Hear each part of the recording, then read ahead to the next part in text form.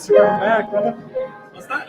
Thanks for coming back. Oh, yeah. I'm going to make a quick announcement really fast.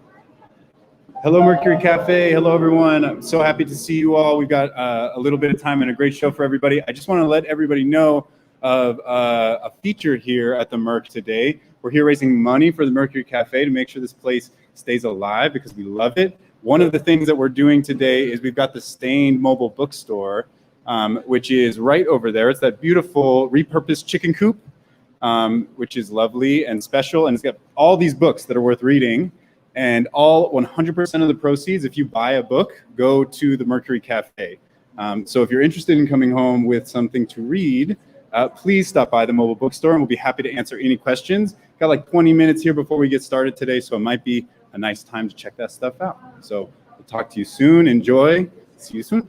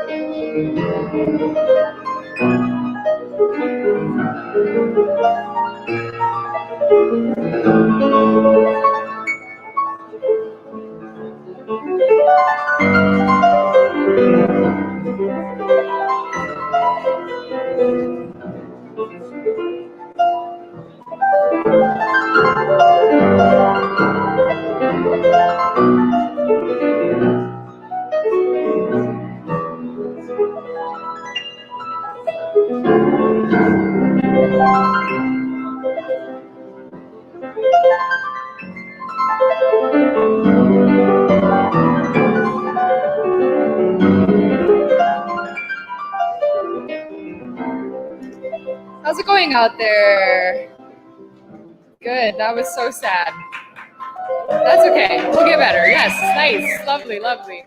I'm really just testing out the mic right now, but also a reminder to get food, get drinks, and get settled, and we'll get started pretty soon here.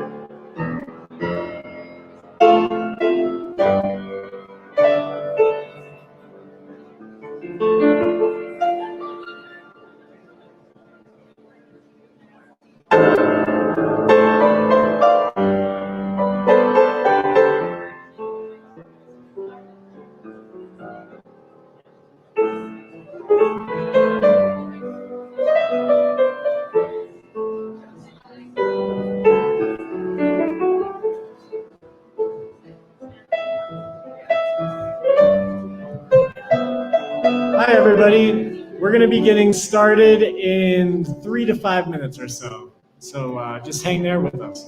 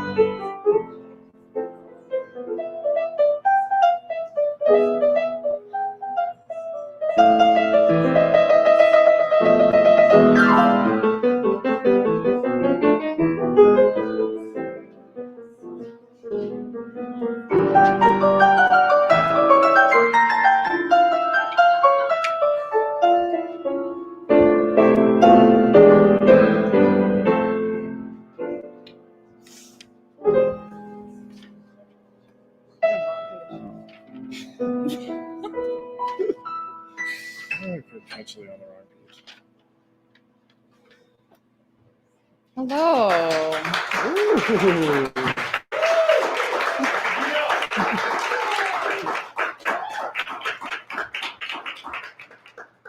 Gosh, I really thought tonight would be much smoother than last night, but it has not been. It's okay, we're here. We're ready. Are you ready? Yeah, that was terrible. Just last, I think we do better. The thing is, it's scary to be up here. Mics are weird. It's vulnerable. The storytellers are really sharing from their heart. And there's a direct feedback loop between audience and the performer. So especially given the circumstances, there are very few of us here. It's normally packed. We need a lot from you. Clap loud, laugh loud, cry loud. Cry loud. Cry loud. Emma knows. Emma knows all about audience participation. It's important. So we'll try it again. How is it going out there? Welcome. Good luck. All right. My name is Delia. I am one of the founders of Stained Arts, which is a nonprofit arts organization based in Denver that publishes visual, literary, and performance art. I'm Danny. I'm the founder of Soul Stories. Our mission is to host conversations that facilitate personal healing, human connection, and social change. You're at Liminal right now. Liminal is a glorious collaboration between Danny and I. We have really loved working together over the last 2 years and have felt the power of what we can do when we come together around a shared vision. Last night we had 9 storytellers from our previous events come back here on this stage to perform and raise money for the Mercury Cafe. I think it became really clear to both Danny and I that these stories need to be done twice. There was so much power, so much attention. The stories were very well crafted, and it was really cool to have storytellers come back and do it again. And we're really looking forward to each of the stories that are going to be performed here tonight. And we're here for the Mercury Cafe. Mm-hmm. A little bit louder? Mm-hmm. Yeah, that's what I was doing. So the Mercury Cafe has been a staple of Denver for the last 30 years. And now they're on the brink of closing, which is unfortunate. No, yeah. And through ticket sales and online donations, so far through this event, we've been able to raise over $2,000, which is fucking awesome. And tonight we want to raise an additional $1,000, which is a big request, but we can do it, right? We'll have a GoFundMe link on the live stream page that goes right to the Mercury Cafe. Venmo at Soul Stories if you would like to contribute additionally. And one major way you can help is just reposting the link on the Stained Arts page to your own page. That'll help us get more viewers. When these storytellers bare their soul and make the request online, we will get more donations. It's a huge avenue to do that. So if you could do it, it would be awesome. So Danny and I really wanted to run this fundraising event this weekend because we feel indebted in a lot of ways to Marilyn and to the Mercury Cafe. Our collaboration has largely lived and breathed in this venue. We feel an immense appreciation for everything that it has done for us, everything that it has given us. Each of the storytellers that you're about to hear tonight have come back here to give of themselves to you, to us, and to this venue. They're here to support the Mercury Cafe's COVID Relief Fund. It's important. We love this space, and we're really grateful for each of the storytellers for coming here and doing that for us. If you're live streaming from home, I ask that you just take a moment to consider that we're here to have an experience, and there's a lot of art and community that comes out of this venue. And we want to continue to have experiences like this and moments like the one that we are about to have. So we decided to make this live stream donation-based. We know it's not the same as being here in person, but what we are asking of you is that you consider the value of this event and of this venue and donate if you can, if it feels good. It makes a difference. It's all community here, and it takes every one of us. The Merc has been a place, yes, thanks, Emma. God, killing it. Audience participation. Like her. The Merc has been a place of refuge for many. She has been a home, a source of strength, sustenance, song. She has held us through many storms, and now she needs the community to tighten around her and make sure that this pandemic does not close these doors. So thank you for giving tonight. Thank you for sustaining community here. I'm grateful for it. I know that Marilyn is grateful for it. And I know that each of us who has taken something from this place is grateful for it.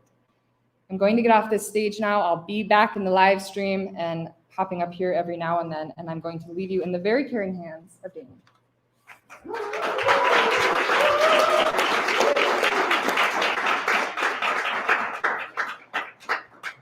Before we get started, I want to introduce our lovely pianist, Gia.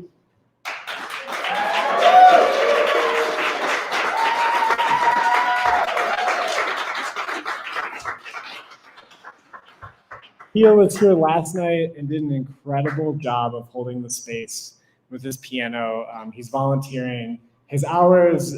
We're so grateful. He's done this event a few times. And here's his bio. Gio is a multi-instrumental musician who enjoys writing songs and exploring the workings of various styles of music. While COVID-19 delayed the production of his debut album, Gio is looking for new ways to deliver meaningful art during a trying chapter of history. Let's give it up for Gio one more time.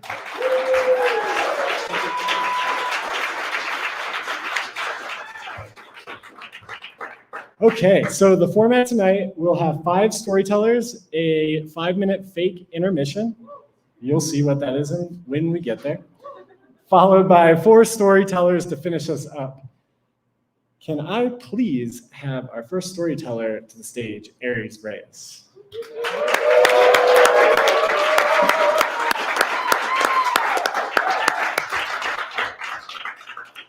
Aries is a body worker, MC, dancer, and novice butler.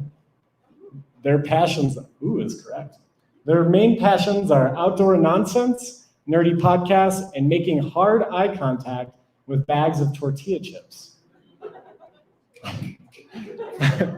Fun fact about Aries, they follow traffic laws on their bicycle unless it's sunny or after dark. Please give it up for Aries Reyes.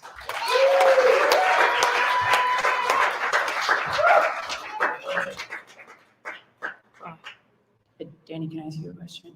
Am I allowed to say things about the Mercury? Oh, okay, cool. Hi.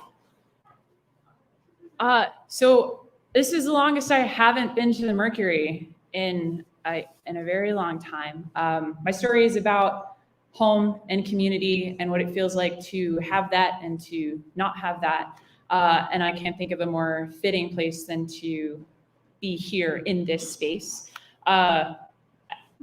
I believe in telling stories, but the thing I do more is I do social dance. And so I am on this floor in a very different way most of the time. And I feel a lot of comfort literally from these floorboards and from these lights. And I remember so clearly coming up the stairs the first time I was here and just seeing this place that feels on the outside the way I feel on the inside when I dance. And to see this space full of people is one of the most beautiful feelings, and I want that very badly. And this is where I see my people. This is where I play with my people. This is where we are together, and I want that reunion very, very badly, and I want this place to survive. I feel really strongly about it. I love the Mercury. This is my other home here in Denver. Whew. Okay. So we're gonna get into it. Actually, Emery, can I ask you a favor? Do you see the little glass on the table? The little one can't. Oh no, the littler one. Yes. Can I have that one? Yes, I need that one. All right, you can talk amongst yourself. Thank you. Okay. All right. Oh, thank you. Okay. All right.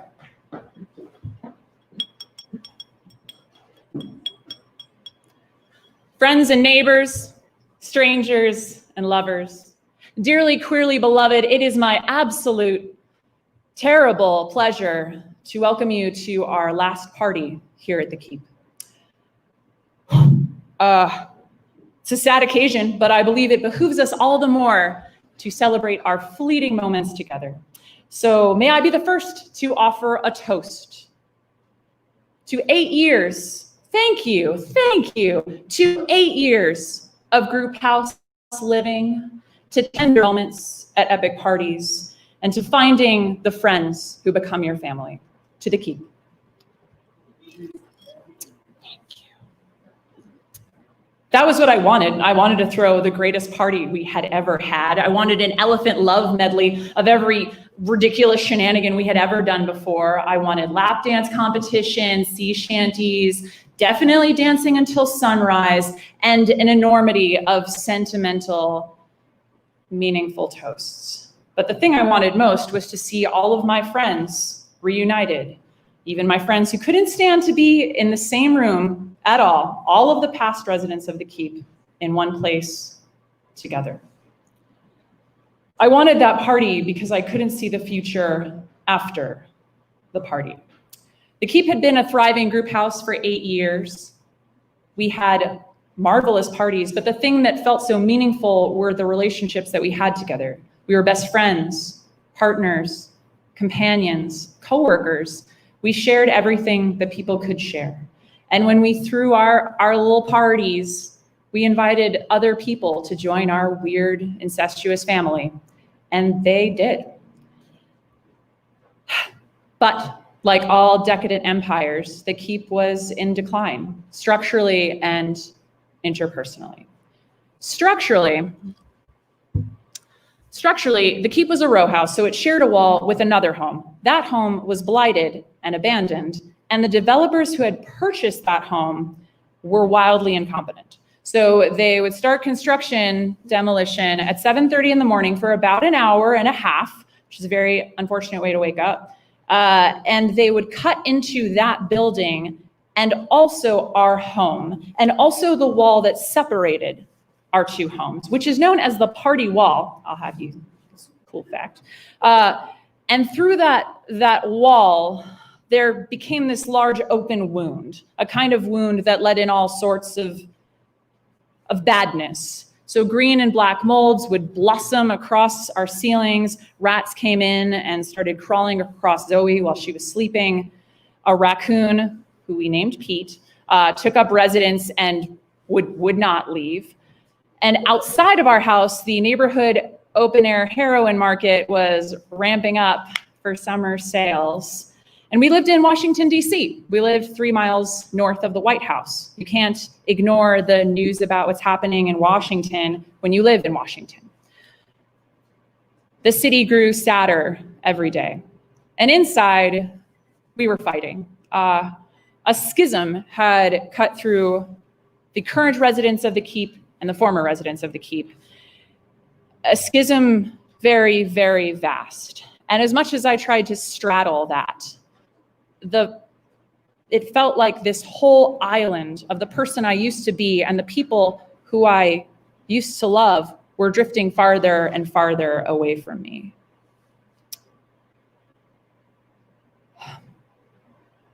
We were fighting. My housemates were searching for somewhere new, somewhere safe, and I planned a party. I felt like I had a lot of empathy for those older folks who live in the floodplain, and when the waters start to rise and the weathermen tell them it's time to leave, they just like pull out the tuna fish and the crackers. I was like, I could no sooner leave my house than I could leave my skin. And so let's go to the week before the party. It's a Friday night. I was supposed to give notice to our landlord, and I didn't because I was scared. And so I fell asleep quite fitfully. And right before midnight, a violent shove hit our house. It felt like a hammer hitting my head. I woke up in a flash and I stood up, and Vanessa was at my door. Her face was entirely too pale. We went over to her room, and there was a crack in her wall where the roof of the house next door had crashed into our house. And I looked at Vanessa. Vanessa looked at me. And she said, I called 911. I was like, okay, good. We all go downstairs. We all freak out. It was 6 of us at that moment. 4 crews of firefighters come through our house, up and down the stairs, assessing the structural integrity of our home. And after much firefighting deliberation around 1 a.m., the chief said that we had to evacuate until an inspector could come through. And so we separated in 2s and 3s.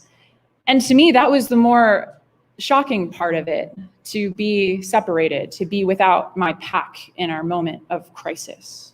2 days later, on Sunday, we snuck back into our own house to have a house meeting. We talked about the inspector, we talked about giving notice, we talked about our relationship with our landlord. The mood was despairing. And I, in all seriousness, asked, should we cancel the party? And my housemates had the same reaction. And so I said I would. But I waited. I waited until the next day for the inspector to come through and to say that our house was structurally stable. I waited to talk to each of my housemates to beg them, not for a big party, just a small gathering, just a few people, not dancing until sunrise, just us. And they all very reasonably did not want to put any energy into that. They wanted to move. They wanted to move on. And Vanessa did too, but she understood me and what I wanted. And she said, let's do it. I'll lead a ritual. I'll lead a grief ritual. T-0, day of the party. There is also a ritual to preparing for a party. And in that ritual, there's cleaning everything. There's scrubbing all your toilets. There's sweeping all your floors. There's pulling out all the weeds out of the back patio that have been growing there for a very long time. And so there I am in the back patio pulling out the weeds. And I could hear the door opening and closing, that slamming. And then all of these sweet, sweet people coming in from everywhere. But I started to hear this laughter. And the laughter wasn't of the people who are arriving, but the laughter was of people who were long past, who had moved, who were friends who I had lost. I could hear Phoenix. I could see her dancing in the living room to Sam Cooke. I could hear Harris's laughter, which is so infectious. I could hear Matt as he was giggling. I could think of Marshall and Steve teasing each other in their like laughter, bickering, charming, awful, beautiful way. I thought of my friend Hendo sleeping on the couch.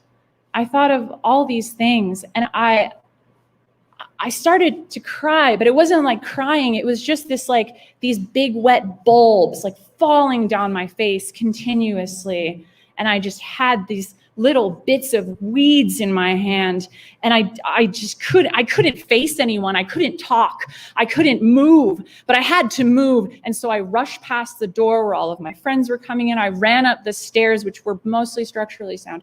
And I went into my bathroom and I turned on the shower and I sat in the shower until everything that was coming out of me was the same as anything that could be coming into me. And then I put on my costume and I put on my face and I became an impeccable host. Hey, how are you? How's it going? It's good to see you. But it was really good to see you. It is really good to see you. It really does mean a lot to me. And it was a small party, but it was enough. It was enough for a party, and it was enough for a ritual. 10 p.m. rolls around. Vanessa gets the vibe that it's time. And we form a circle. And in the circle, we're all holding our glasses.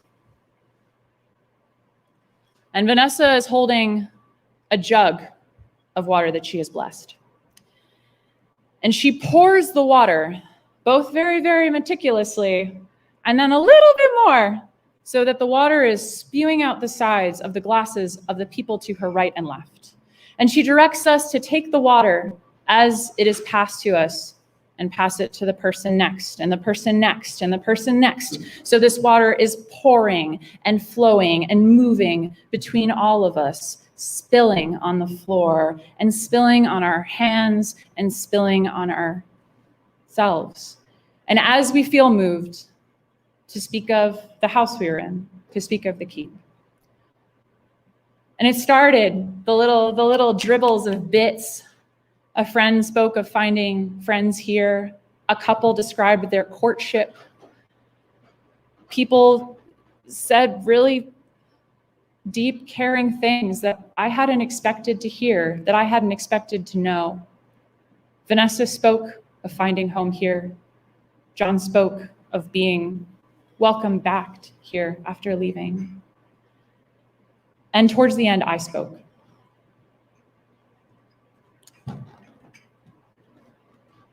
Friends and neighbors, strangers and lovers, thank you so much for coming to my home. It really means the world to me. I have to use the words for this part.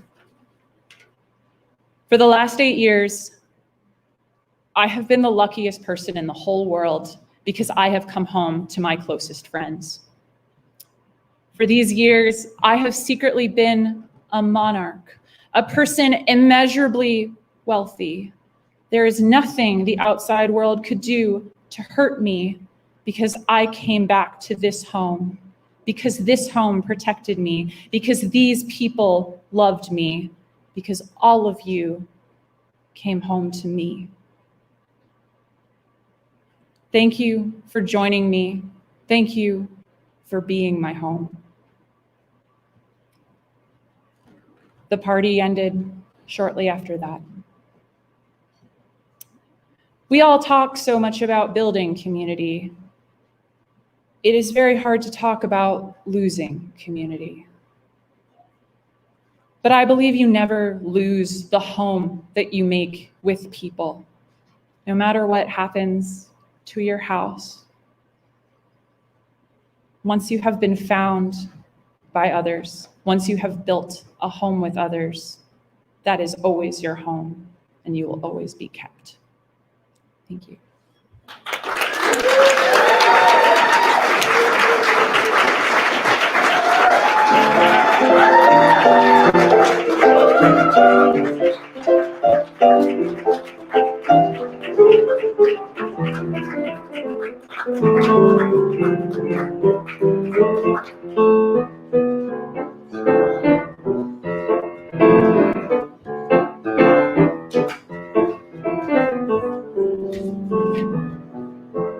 Give it up for Aries Reyes one more time.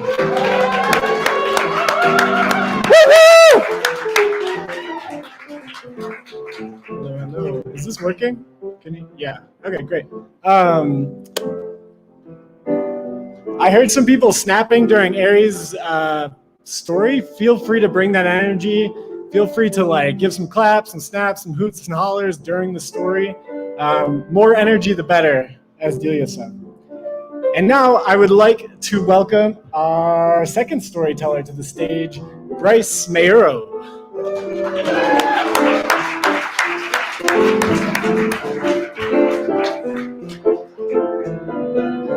Bryce Mayuro is a writer and the editor-in-chief of South Broadway Press. He has been featured by NPR, BBC, Denver Post, and Boulder Weekly, as well as being honored as a Colorado Creative by Westward Magazine. He has been accused of being an old man trapped inside the body of a younger man. He yells at birds and bikers a lot. Please give some love to Bryce Mayuro.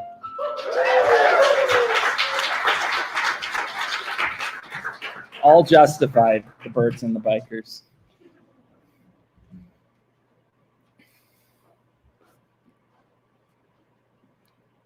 I am 11 years old, and my family is out to eat at a steakhouse. Wow, someone says, Bryce, you can eat so much food. That's so impressive. I'm skinny. You can see my ribs. I wear baggy Nike t-shirts that my dad brings home from his work at the shoe store, and one shorts with a new pair of Allen Iversons, the answers.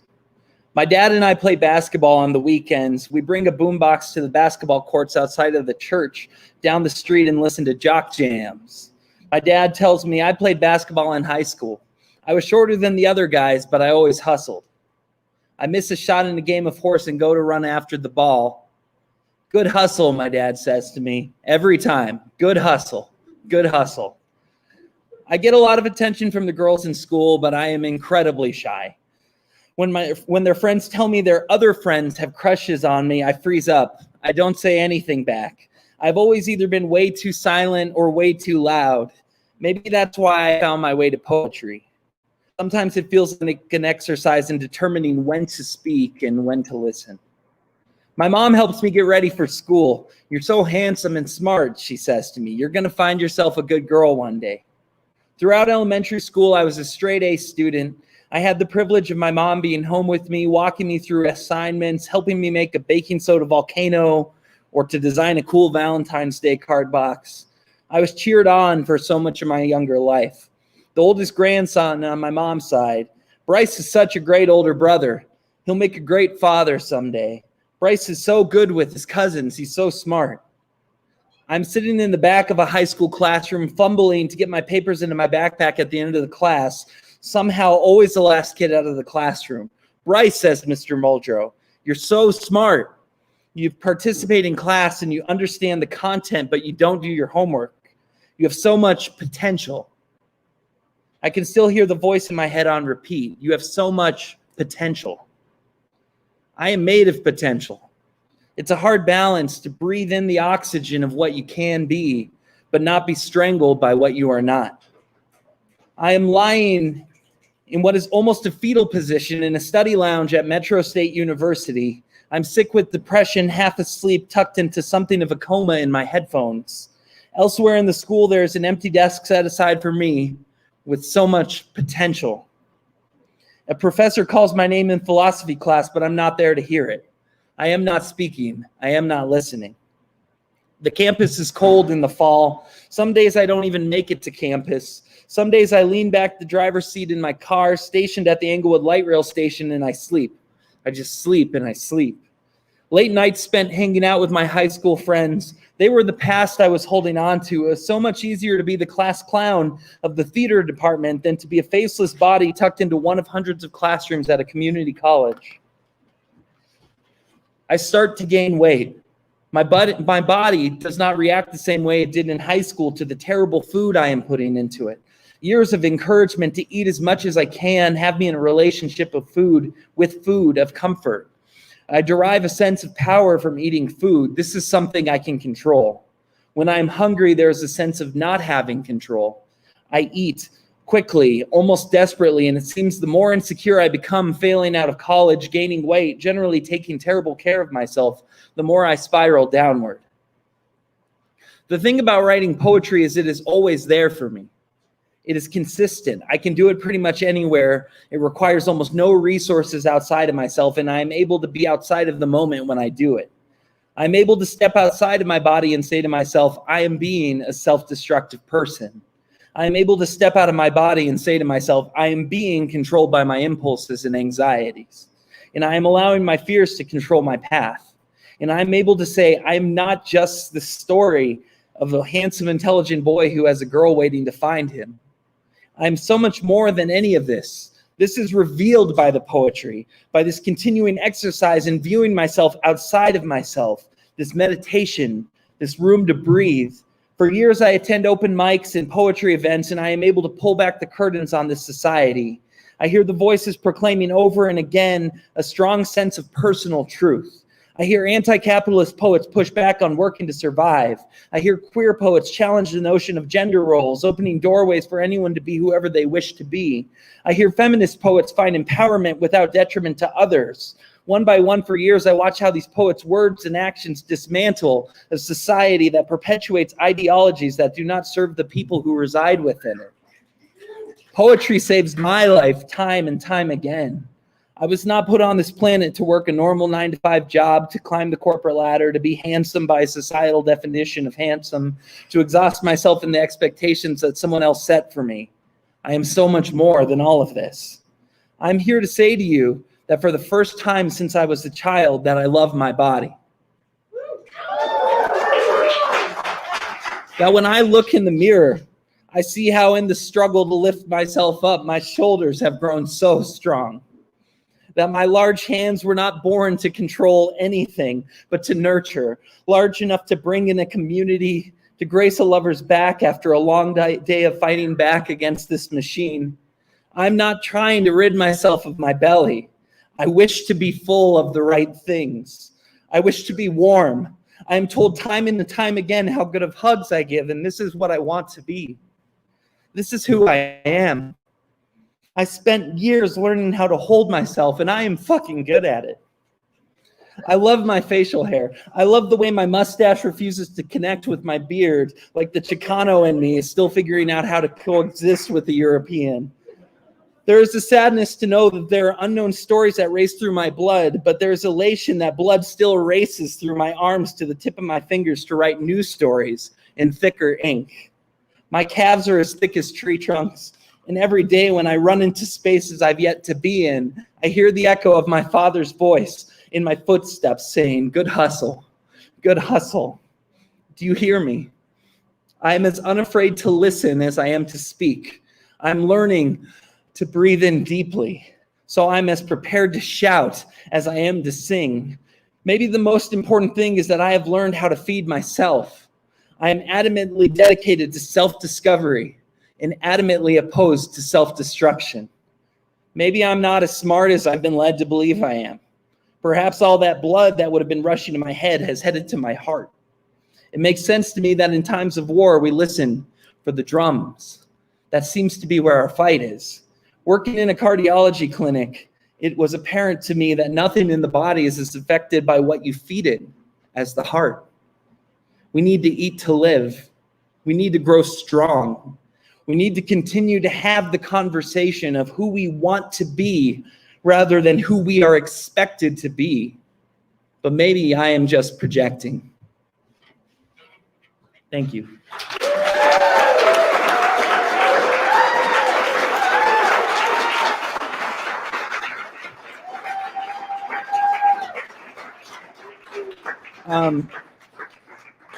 Speaking about Mercury cafes, as I'm sure it is for just about each and every one of you, an incredibly emotional thing for me. The Mercury Cafe is in this story that I just read. In those poetry mics I've attended for years and seen the people I've come to look up to, seeing them on stage in this building. Ken Arkine comes to mind as someone who I saw in how they were existing in community and being inclusive and bringing people in and making space, and an understanding that having the opportunity to stand on a stage and share your words is something that can lead to incredible things in a person's life. And the Mercury for decades, in all of its forms, has really spoken to that value, and it's important. If you look around at us, the city is changing rapidly, and in a lot of ways it's becoming so homogenous, but this space has always been and continues to be a space of disruption, of important conversations, and it's been everything to me. So consider supporting it and do what you can, and thank you all for being here tonight for this event. It means a lot.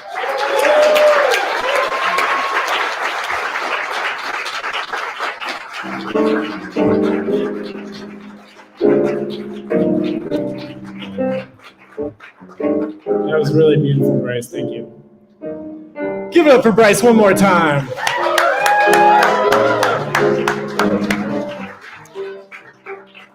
If you're joining us on Facebook Live, if you're joining us in person, GoFundMe link is in the Facebook live stream at Soul Stories for the Venmo. Can we please welcome our third storyteller of the night, Jonathan Stalls, to the stage.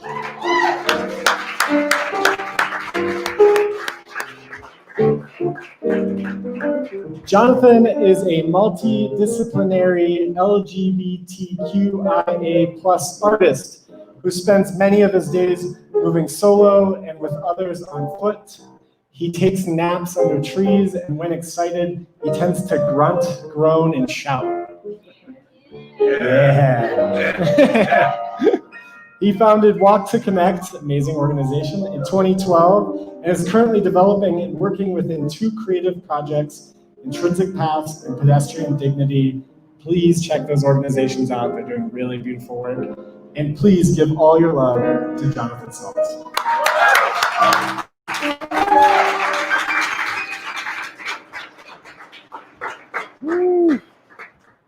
Thank you, Danny. Thank you all. Thank you, Bryce, for your beautiful words. Just feeling Bryce's words. So thank you, brother. So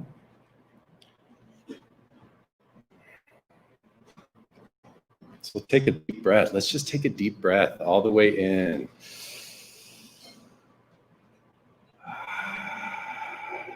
Slowly out, as you are, as we are. Our arms are swinging, and the landscape is slowly moving alongside of us. The fresh Colorado air wraps itself around our cheeks, our breath, and our bodies. The sky is big and open. It feels good to be outside, away from the walls. Our walking group met every Thursday around 10:30 a.m. for 2 years in the sprawling and concrete-covered corners of Southeast Denver. International markets, big office buildings, strip malls, spacious parking lots, and service centers cover the busy arterial streets. The women on this weekly walk are from Iraq. They are refugees, and they came to the US just after the US and Iraq war, and are roughly all over the age of 65. We walk, we move, unhurried, patient, all 9 of us, side by side. Some of us right next to each other, some holding hands and others behind or in front. Humble glances and friendly smiles are exchanged. Some of the women bring their previous conversations into a moving dialogue, and some hardly talk at all, if ever. We seem to subconsciously agree that there's enough in the outside world keeping our attention and connection without words. Most of the women are Muslim and wear colorful or all black hijabs. A few of them are Christians, many with uncovered strawberry blonde hair. One of my favorite things to witness before we set out on our walks is seeing the many different religious expressions, sharing breakfast together at the same table. Their culture, their language, their foods, and their traditions of home seem to bring them together beyond their different beliefs. Most of these families fought on the side of the US during the US and Iraq War. Most of them have lost immediate loved ones in the war, sons, husbands, brothers, sisters, and cousins, gone. Tears well up in their eyes and in mine every time it comes up on our walks. We have to stop our walks and just honor what comes up, because in walking, it brings up what's actually going on inside. There's so much suppressing and burying what's actually going on. And so when we move and things come up that are raw, and the tears and the vibration, we just stop and we honor it. We don't bulldoze over it. We don't just let the cars and the concrete define how we pave over it. We just stop and we honor it. And we listen. And we allow whoever is sharing their story or their ache, we allow them to lead. And if they want to go forward or if they want to go back. They share with me that they are angry and sad for the state of their home country, but they are very grateful to be here in the US. And they're doing whatever they can to make it work. I'll never forget two of the women coming up to me in early 2017 when our country had a ban on Iraqi refugees. They asked, "We are looking at places to go. We don't feel safe here in Colorado. We feel there are better states to live in. What do you think, Jonathan? Would Oregon be better for us? Please tell us, we'll move, we're ready. Do you know people in Oregon?"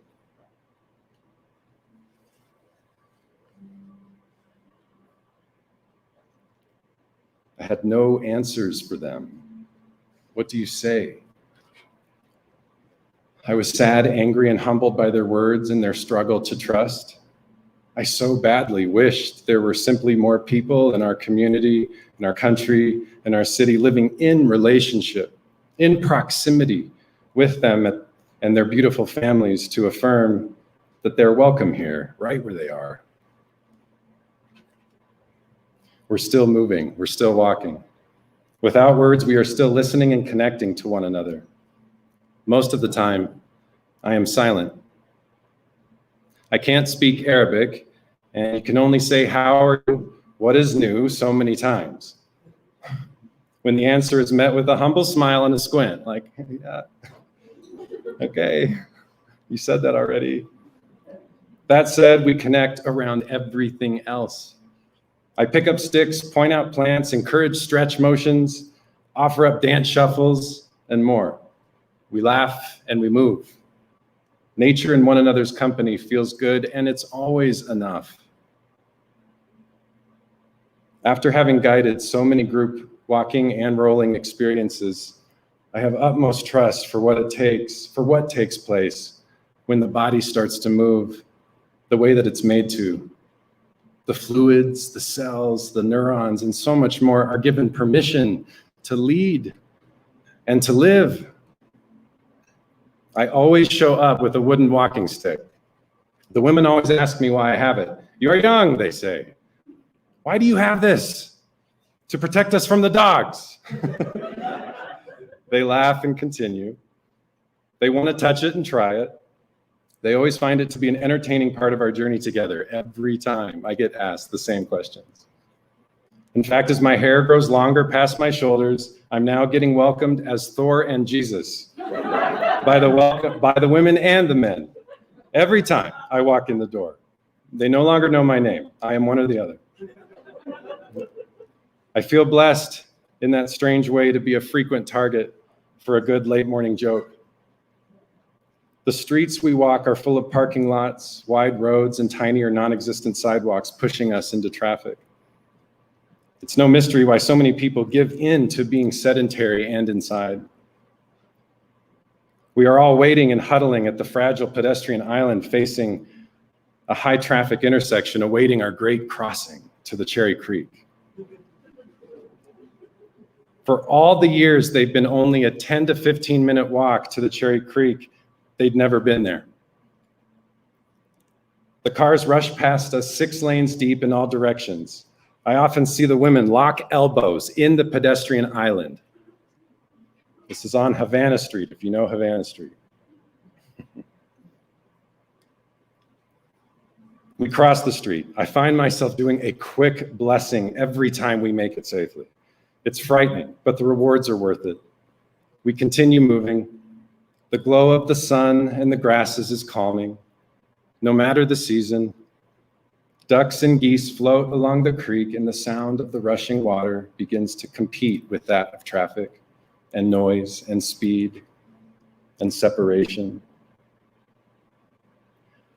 I'll never forget one of our first group walks all the way down to the river. We were taking a break to enjoy the sun. As we rested, one of the women quietly tiptoed down to the edge of the creek.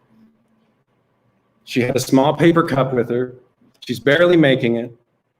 But she was determined. So I didn't help with one hand, and she lifted her long skirt with the other. She starts kneeling in the water, and I'm wondering if she's thirsty. And I'm like, ooh, Cherry Creek. But I'm just waiting. And she kneels and fills her small cup in the cold creek water, filled her small cup, and having no care for her friend's dress and mall shoes, she came up from behind her and pours the water onto her head. Yo! Everyone's attention, quickly focused, is now on this woman who is now wet with creek water. I was waiting for my first group fight or a long, good laugh. We waited. She busted out laughing, thank everything. All the women roared, and if it wasn't for some of her discomfort getting down the rocks, she would have surely returned the favor to her bold peer. We laughed the whole way back.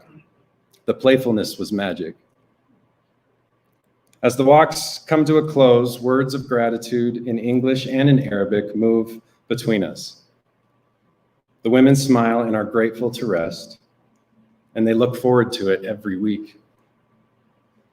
Walks like these profoundly change me from the inside out. It's a practice of giving oneself to what can be learned or gained through experience and not just ideas of the mind. Once this embodiment takes shape and begins to live within you, the mind often has no choice but to let go and to adapt. You break bread with, you cry with, you ache with, you laugh with the story and the song of who you move with. There is no turning back to what were only ideas. Because of this walk, I am forever connected to older women, to refugees from Iraq, to the US and Iraq war, the many expressions living within Muslim life, and so much more, in a way that I would have never imagined. No article or book or political lean would have educated me in this way. I'm no expert, but I am sure, especially after all of our walks, that the questions, the mysteries, the relationships, and the spaces between what we deem is right and what we deem is wrong are more important than ever. Thank you.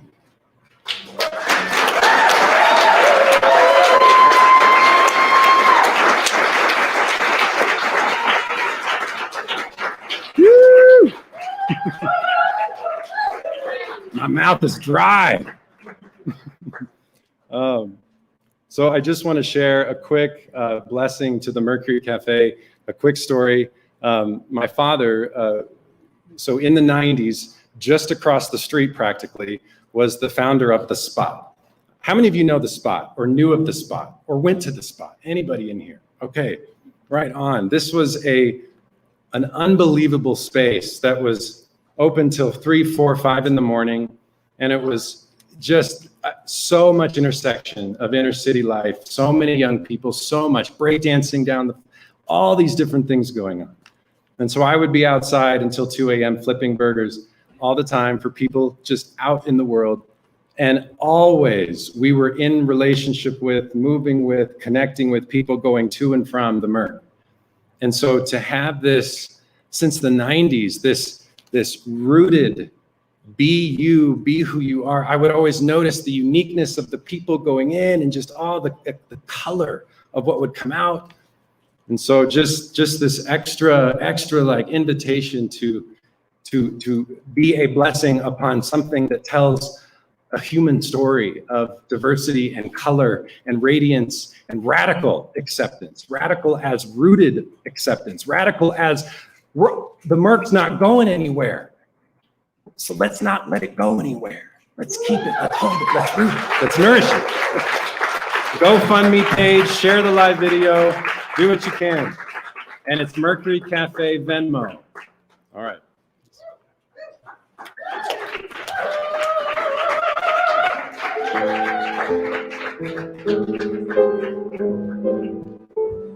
Keep it going for Jonathan Stalls, everybody.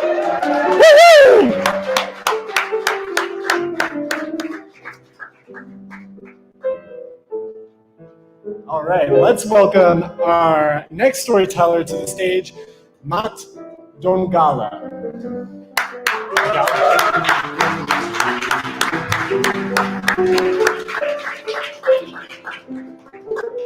You want to come up?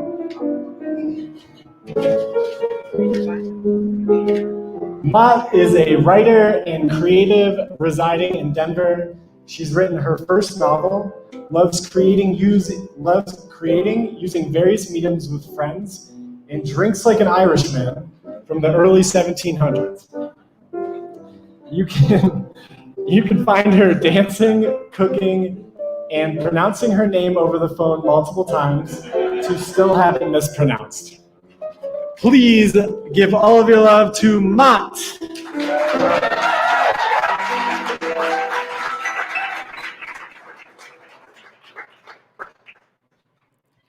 Thank you so much for having me here tonight. Before I start reading, I just want to share a little story about my first experience at the Mercury.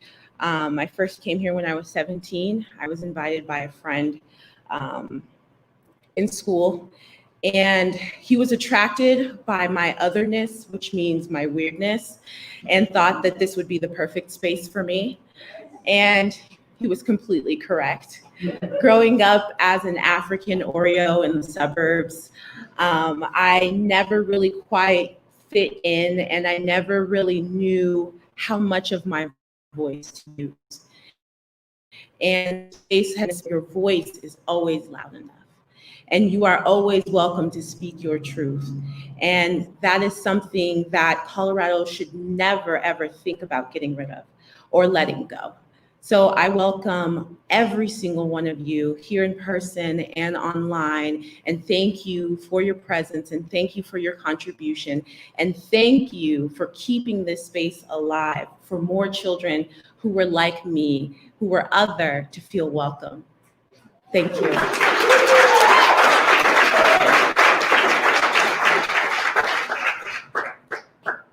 To write about anything that has to do with my life, I have to first talk about my mother and God. See, my mother is a God-fearing, note the word fear, not love, woman. She was raised Catholic. And I only say that because people who are raised as Catholic, in Congo at least, were basically agnostic at best. At the maiden age of 18, she fell deeply and passionately in love with the man I call my father. Now, a good Congolese girl doesn't date. Therein lies the risk of premarital sex and pregnancy, the two P's that will keep your celestial body in purgatory or worse. A good Congolese girl waits and lets God guide the right man to her. But when you find a big, deep, and passionate love, being good becomes more about feeling good. Even if loving him may be wrong, it feels right. He feels right. What God would put a man that was everything you didn't ask for, short, skinny, loud, and nerdy, appear like everything you've ever needed? Maybe a God with a great sense of humor. At least, I wish my mother was bold enough to say. Instead, she turns her head away from me when she tells this part of the story and starts pulling on her wrinkle-free clothing, and I'll catch her looking down and smiling to herself, laughing at God's humor. Well, when you're an 18-year-old and you feel passionate about anything, you dive in, even if you don't know how to swim. My mother drowned 3 times. Each time she did, she dove too deeply into my father. She was pregnant, unmarried, and thought herself to be in love. So when my father, who was finishing his MBA, gave her money and a promise of marriage, she stopped praying to any saint or image of a white baby Jesus. She packed food in a small bag and wrapped the old maputa around her waist and headed to the mountains where the gods were still untamed and ravenous. There she met a ganga, a medicine man, and paid him the price of love. He'd asked her to sit and call upon the gods of the mountains, the goddesses of the earth, and the mothers of the sea. My mother sat silent as the gods of her ancestors came before her. Thunder breaking out from the sky and animals crying from the jungle around her.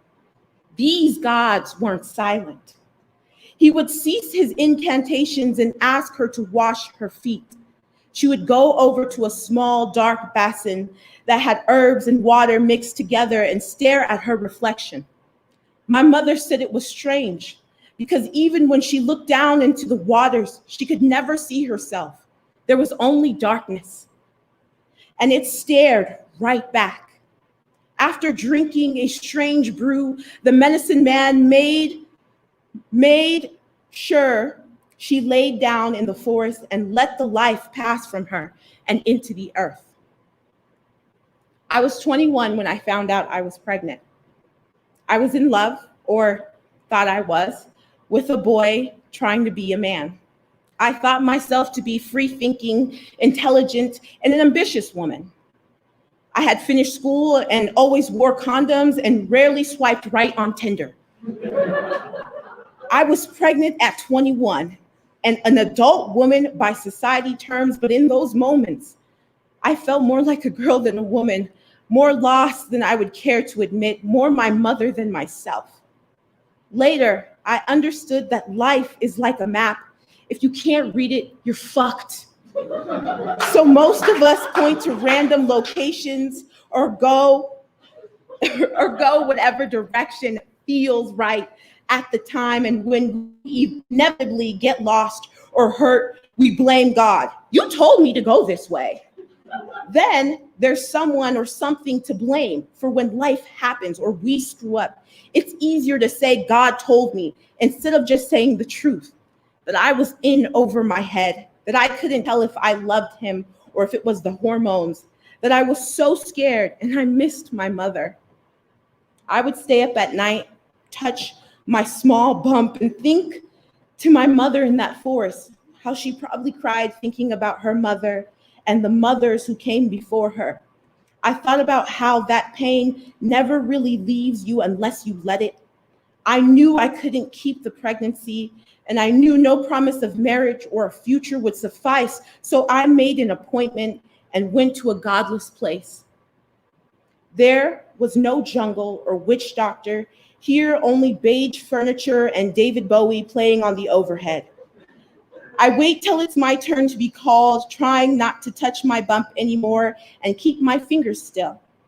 Picking up magazine after magazine, trying my best not to look too hard at any girl around me. I want to appear calm and together. I wanted to be strong. I pretended to read about Rihanna's new music while trying not to shake at the sounds of the girls crying, echoing through the vents. I flip through the magazines as my heart races and sweat trickles down my back.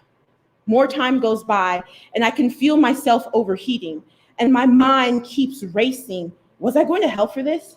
Was this the right choice or was I being selfish? The clock kept moving and my name still wasn't called. I tried getting comfortable to sleep, and unconsciously I start rubbing my belly. Finally, it's my turn and I leave David Bowie and meet my doctor. Feeling sick and hungry, I take the pills and go to another waiting room. This room has no music, just girls screaming and crying. There's no boyfriends or family allowed here. Each one of us are alone as life passes from us. There's a mirror near my seat and I investigate it, seeing nothing. I look again and see my reflection finally, but I kept stopping and staring at the fear that was creeping through me. Grabbing my headphones, I stuffed them in quickly, trying to drown out the emptiness. I closed my eyes and let the pain begin. My mother was 33 when she had me. Between having my second oldest brother and me, my mother had several miscarriages. She'd wake up in the middle of the night and sense some wetness between her legs and find that she was covered in a pool of her own blood. She'd cry for only a day or so and clean up the sheets herself and head to the neighboring hospital, waiting for the doctors to tell her the same thing. They told her she wouldn't be able to conceive anymore, something about her ovaries and cysts found on her tubes. My mother didn't really care, and she told the doctors that she would be having a girl, and that was that. I think my mother wanted someone who looked and talked and sounded like her, someone to dress up and have tea dates with. She prayed for a daughter, and one day, God sent you down to me, she would always say. I was her easiest and happiest pregnancy, at least so I've been told, but I was stubborn. I stayed inside her way past my due date and arrived the first month of the new year on the 7th day. If any of you know the Bible, you know that 7 is an auspicious number. In Genesis, the first book of the Bible, God completed the earth and rested on the 7th day. It is a number that signifies spiritual perfection, completion. So with my birth, my mother was finally whole. Then I got sick. I couldn't keep down any of my milk or food they fed me. My mother tried many herbs and remedies in hopes of giving me nutrients, but my body violently rejected it. The doctors and specialists couldn't figure out what was wrong, and I was going on 4 days without eating. My father refused to hold me, she said. He had felt so in love at my birth that the thought of watching me die in front of him was too much for him to bear. So he gave that cross to my mother and left. You never cried. You never knew you were dying, yet you never cried. Part of me thinks if you've never tasted life or held something inside of you from this world, you've never really lived. I couldn't keep any food down, so I was empty, a resident in passing. So maybe I was never alive. She tried everything, but as the days went on, my body grew more emaciated until I was nothing but bones. Finally, she said she called her sister's pastor and frantically asked him and other pastors to come over and pray for me. The pastors came over and they prayed and prayed. My mother said they prayed all night, and when she awoke, she saw that I had passed. My eyes were rolled back, and my mother said I had bloodied my diaper. I was gone. Yet, instead of crying, she turned to the priest and continued to pray. It was on the second day she heard me cough and cry. I was the fattest, liveliest, independent, and curious baby. At least so I've been told. My mother couldn't stand the fact that I looked like my father, but for at least a month, she refused to let anyone else hold me. She needed to feel my beating heart against her own and know that I was really alive. To this very day, my mom reminds me how God chose me and how I owe my life to God. I thought about that as I was ushered into another room. This one had small jars and a strange chair for me to place my legs. How could God still choose me? I was choosing myself over this life. How could I be used when my body was no longer a temple and I was ready and willing to be an abomination for what? For my future. The machine started and I closed my eyes.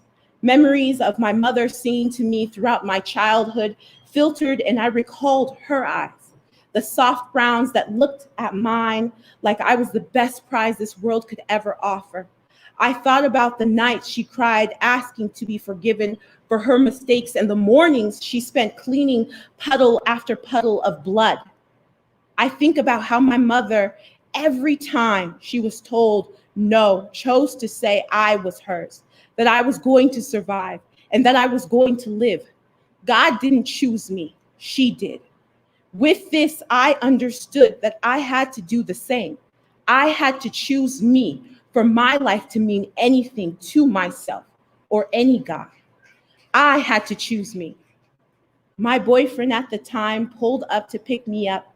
I got into the back seat of the car and laid out my legs silently. He asked me how I felt, and I started wailing. I cried for many reasons. I cried because I wasn't going to be a mother. I cried for every scared girl in there who felt the same. I cried for my 18-year-old mother. I cried even more for myself. Suddenly, we were at home, and my partner helped carry me into bed. I had stopped crying. And finally, after many sleepless hours, I closed my eyes and dreamed of a beautiful small child who strikingly looked like my mother. Thank you.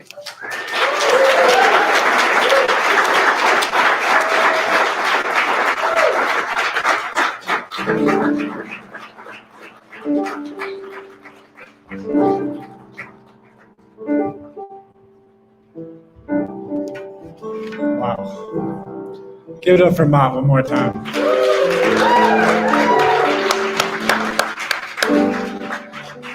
Thank you, storytellers, for being vulnerable, for being honest, for all of you here and on Facebook for witnessing, to being present, to giving your energy. This is a really beautiful evening so far, and I'm excited for the rest of the storytellers. Can we welcome our fifth storyteller to the stage, Mackenzie Broderick. Give her a round of applause.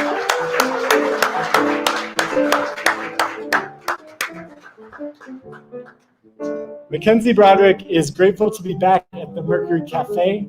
Here in Denver, she has performed with Soul Stories and published with Stained Magazine. When not writing or avoiding writing, she is building the perfect island on Animal Crossing. I love Animal Crossing. I haven't played it. I really want to play it. I've seen videos. Anyways, thank you for referencing. Please give all your energy to Mackenzie Broderick. Is this good?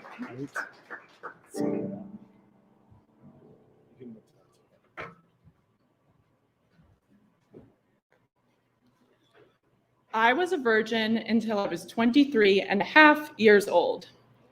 This was not how I expected my love life to turn out. At age 12, after a week spent listening to stirring health lessons about abstinence being the only sure way to protect my heart and my health, I expected to only have sex with my husband on our wedding night. At 16, after joining a roller derby team and a circle of queer girls, everyone around me expected me to come out. At 18, I expected Ryan, the hot lifeguard, would be my first kiss. At age 23 and a half, I expected to die a virgin. That description is essentialist, the result of a patriarchal obsession with controlling my young female body, but virgin is also an accurate description of who I was, someone lacking sexual experience. Not because I believe Jesus cared who I slept with, or because I was asexual or thought myself to be repulsive, but because of inertia. Objects without dick remain without dick. To tell the story of how I lost my virginity, I must first tell how my whole life I was afraid of men. I feared them and desired them and was ashamed over the anxiety I felt around them. I was a shy child with only sisters, and the world of men was a mystery to me, one which grew more intriguing as I experienced puberty. At first, I tried befriending the objects of my affection with hopes they would see beyond my awkwardness and fall in love with me. This never worked. As I grew older, my feelings became more intense. Whole relationships could play out in my head, And whenever I did muster up enough courage to ask out a crush, he said no. This only made men's approval more vital as I spent endless hours analyzing my face and my clothes and the sound of my voice, agonizing over why nobody I wanted me back. My friends dated and entered into serious relationships, and worse than the feeling of thwarted desire was the feeling of being left behind. How could I fully enter through the gates of adulthood without romantic and sexual experience? I did not even masturbate.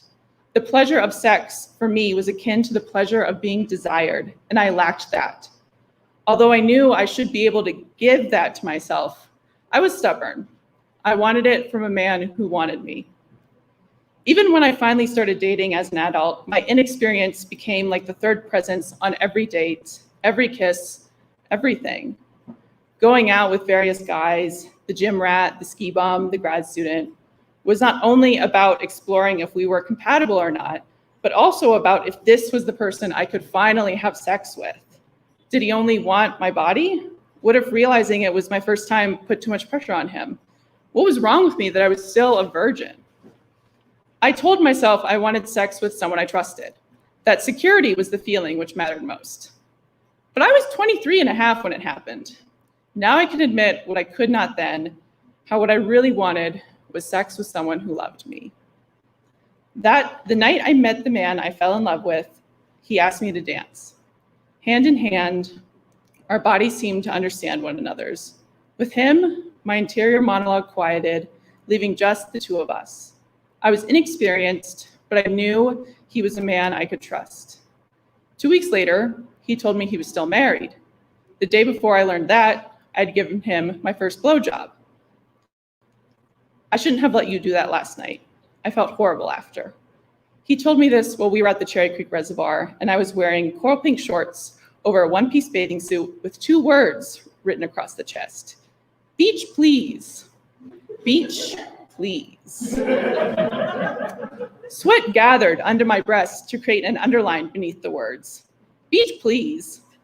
The Cherry Creek Reservoir wasn't even a beach. It was empty Pepsi cans and a fetid body of water. He was still talking fast, his words buzzing around me like the heat. Separated, living separate lives, didn't mean to lie. All this time spent waiting to find someone I trusted, reading entire articles about how to give out of this world exclamation point blowjobs, Googling the differences between a circumcised and an uncircumcised penis because I needed to be certain of the heavy machinery I was about to operate. All my expectations poisoned with this lie. My actual first time giving oral sex was not out of this world exclamation point. How could it have been? Between the worry about hand placement and suction and nose breathing and controlling gag reflex while not biting down, then the sweat because my studio apartment had no air conditioning. Of course it sucked. I'm not a bad guy, he kept repeating. I didn't say anything back. It was almost like he wanted me to comfort him. He turned ugly before my eyes. Ugly like this beach, littered with plastic bags and broken branches. Right then, I hated him. He had committed the worst kind of sin, worse than lying, by taking something rare and precious and reducing it to a cliche. To get away from him and his explanation, I waded into water as dirty as me and the semen-stained sheets back in my apartment. On the drive back to Denver, I stared out the window. All the people we sped by were surely tranquil, free from guilt, normal people who had no doubt given their first blowjob at 17 in their boyfriend's basement while the Red Hot Chili Peppers played. But my thoughts were interrupted when he suggested we stop for ice cream. This was a blatant attempt to cheer me up, like a child whose parents announced their divorce. It's true I'm still married, but have some soft serve. I wanted to escape, but I also wanted him to look at me with the same love he had spoken about his soon-to-be ex-wife with. They had loved each other, and it still hadn't worked between them, and there was a void in my stomach where I ached for that love for myself. So I said yes to fill the emptiness with ice cream, McDonald's Kids Cone, vanilla. The heat made it melt quickly, disintegrating the paper wrapper and rendering the cone soggy as wet cardboard while I frantically licked, with a lot more deftness than I'd shown the night before. Before the day on the beach, before the blowjob, Before sex of any kind, I admitted, blushing, that I'd never seen a naked man before. And we rushed back to my place, and I sat on the bed and watched while he carefully undressed and then stood before me, proud, maybe a little shy, because I was too. Because I never expected that, how naked bodies both attract and repel, how the closer we approach one another, the more forceful we can push away, how thin the fault line is between you hurt me and you're in my heart. If I move even further back in time to return to the night we met and the dance we shared, I might stop him from telling me his name. That moment, hands touching, eyes meeting, sweat gathering in the small of my back, could be both a beginning and an end. The music is loud enough that we can hear each other's voices, but not quite understand the words we are speaking. Multicolor lights flash red, pink, blue, while our little corner of the dance floor remains dim. Our faces, partly shadowed, will never become familiar to one another. We share a dance more intimate than sex, and then he steps aside, and I move away, and there's no chance to lie and to be deceived, to offer ice cream as an apology and to taste something bitter on my tongue. Because close together and still strangers is the happiest we might be. I hold him close and do not think about how he looked me in the eye and lied, and he takes my hand and is free from the weight of my expectations. There's no future blowjob and loss of virginity, but in the space of a song, those perfect moments leave me changed no matter what, because I know life only gives us so many. Even if the dance ends and we part, I am defiled. Thank you.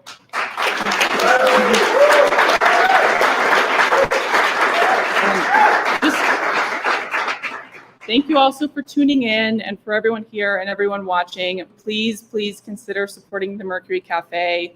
Every time I come here, I am so moved by the beautiful and the human and the nourishing words and art that people are creating here, and we really can't lose this space. So thank you.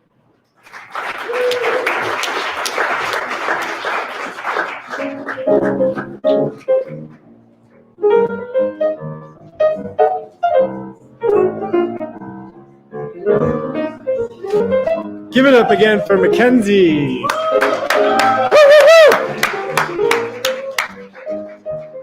All right, the fake intermission has been replaced by a real intermission.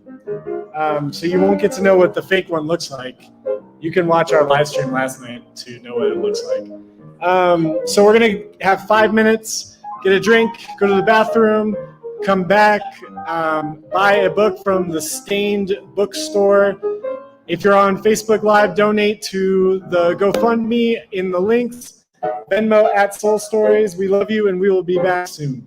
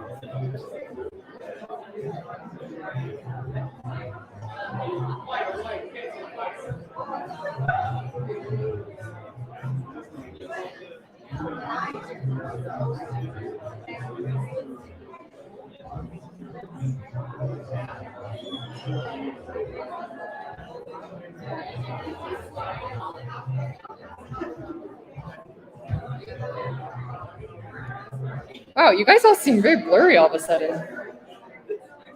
Maybe my contacts are falling out or something. We can come gather back and take a seat. I think we'll get started in one moment. We're gonna have Marilyn say a couple of things, but we'll wait until you settle and breathe. And hopefully you're well seated.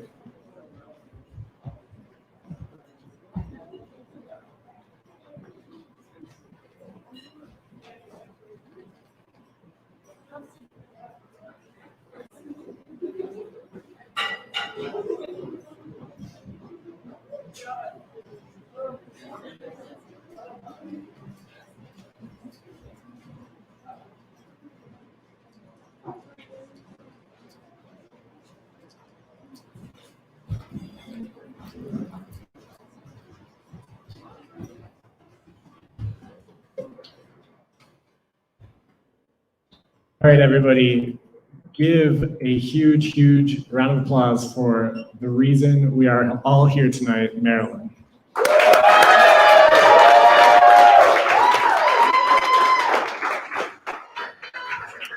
Thank you all very much. I'm pretty old, and I've been fighting for the Mercury Cafe for 45 years. It's really worth it.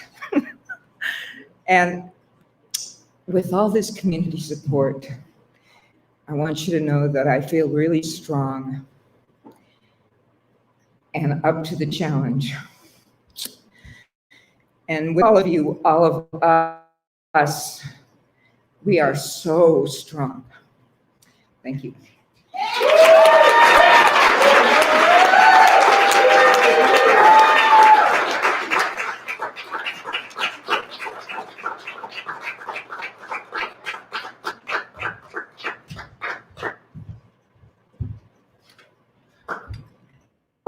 Okay.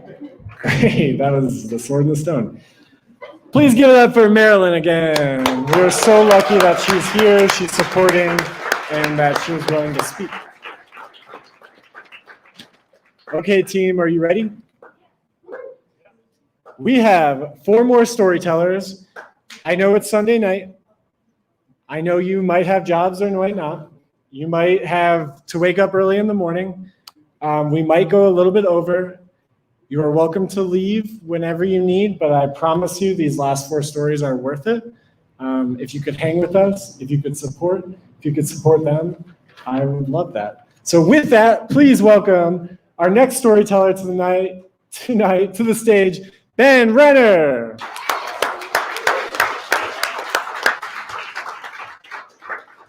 Ben Renner is a writer based in Denver. He lives with his family, his wife, their dog, and their thriving ecosystem of garden vegetables. Keep the claps going for Ben.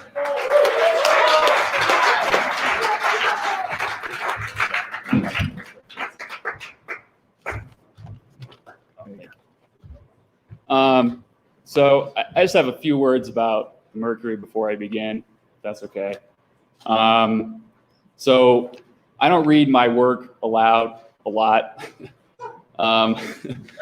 But 2 years ago, when I was on the stage downstairs to do this liminal reading that I'm about to share with you all, I just felt I was overwhelmed by the sense of just welcome and just a sense of welcome, and it always felt like a place where everyone could be vulnerable with each other and be intimate with each other and share their beautiful writing with each other. I think that this space is an incredible thing to keep going. So when Danny and Delia asked me to do this, I had to jump at the chance to pitch in. I figured it was the least I could do to share the story with you all again. So this is from 2 years ago, 2018. The theme for that was morality. And this piece is called Cheating Off My Paper. In middle school, I was smarter than I am now. This was before I ditched class to get high or drunkenly climbed up the side of a sandy bluff in Discovery Park with a driftwood pole. It was before I passed out in the dorm hallway on the eve of an important math test. It was even before I gagged a little at 2:11 p.m. because that particular time of day happened to be the name of a popular malt liquor that I drank and vomited back up numerous times. So yeah, in a way, I was smarter back then. If smarter means having done fewer dumb things. But in spite of receiving my middle school education from a Catholic K-8, soaked in guilt and warnings about premarital sex and masturbation, I wasn't any more virtuous. I merely wanted friends. In terms of knowing facts about objective truths, I suppose I'm smarter now. I've learned an encyclopedia of lessons, both inside and outside the classroom since then, which I can now call upon as needed. For example, public speaking. But this isn't about how smart or even how moral I was at age 12. It was about homework.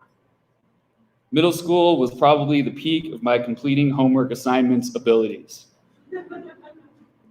And with every ability comes the choice of how exactly to use it. I use my completing homework assignments abilities to gain attention. 3/4 of my middle school student body was Black. But I was always seeking approval and acceptance from my peers, most of whom looked and spoke differently than I did. So I became the facilitator of a massive Catholic school cheating ring that reached its apex in Miss Junger's 7th grade homeroom.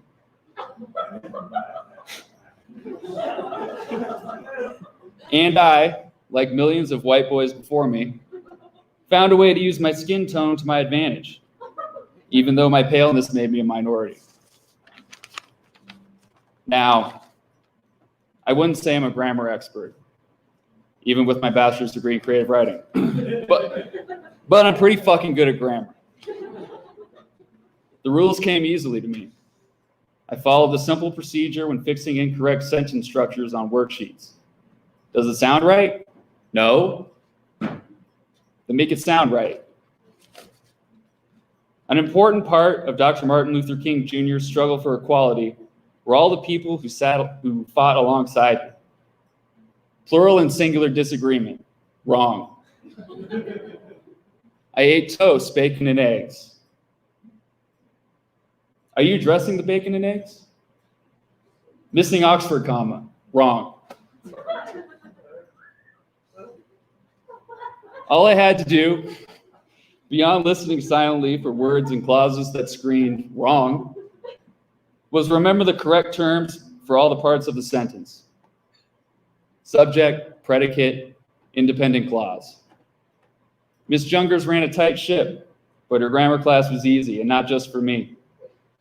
Most of the kids paying attention at least half the time realized they could do this work in front of the TV, one hand on their Sega Dreamcast controller.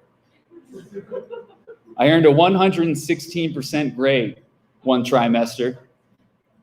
and my grade was only the 5th highest.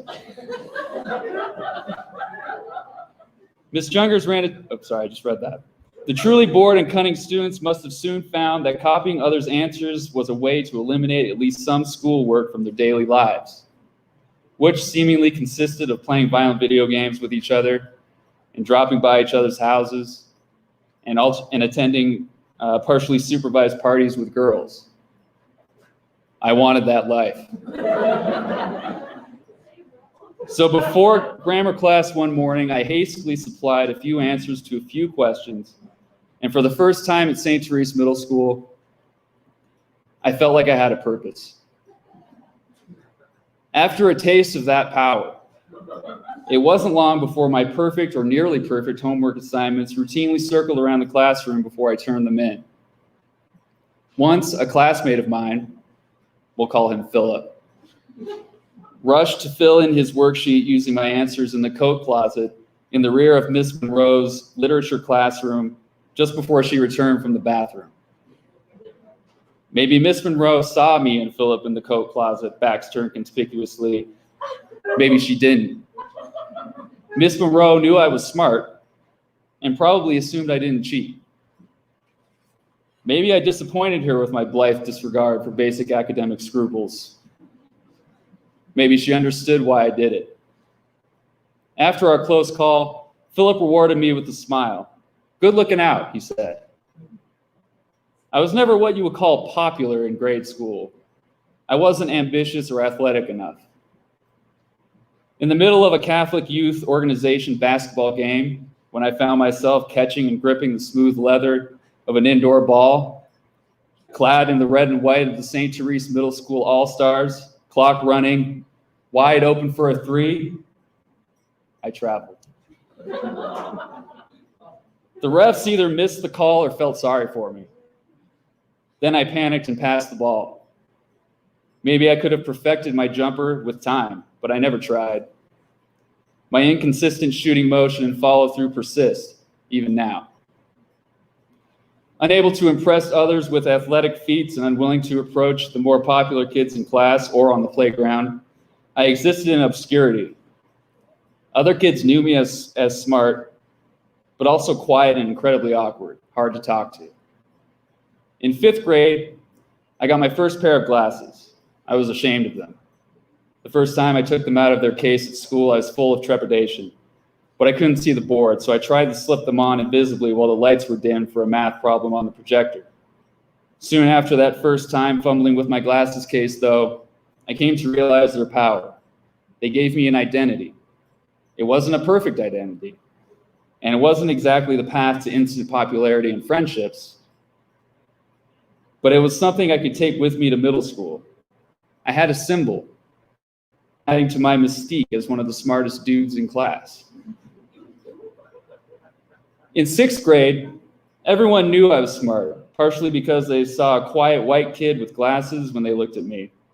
But the cheating off my paper didn't ramp up until next year, when the other kids started refusing, perhaps because of the constant shame and guilt emanating from the chapel across the hall, to hand their answers to their classmates, hand over their answers to their classmates. That left an opening at the top of this homework plagiarism empire. An opening that I was all too happy to fill.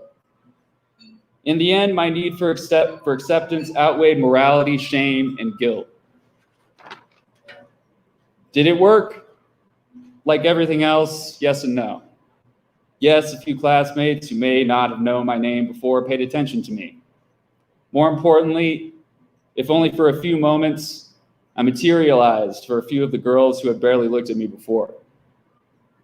But my supply of correct answers did nothing but treat a few symptoms of the real disease, my difficulty connecting with people, which, along with my inconsistent jump shot, I carry with me to this day. We're taught bad actions make others suffer. When we cause the suffering of someone else, that's wrong. Part of my coming of age experience was realizing how easy it was to subvert that notion. Maybe I cheated a few kids out of learning all the parts of a sentence, but I'd like to think homework completion increased in Miss Junger's grammar class. Maybe that encouraged her. Cheating earned the attention of some of my peers. I was thanked and praised. I made playground friends. A girl kissed me. But by the end of the school year, I hadn't made the impression I thought I would. Being the go-to guy for grammar didn't make me the top go-to guy for friends. Take-home friends, anyway. Much less girlfriends. Supplying correct, unearned answers wasn't worth it, but it was a mistake I would make again. Lord knows I've cheated on quizzes and tests and worse since then. I felt guilty about some of my actions in 7th grade.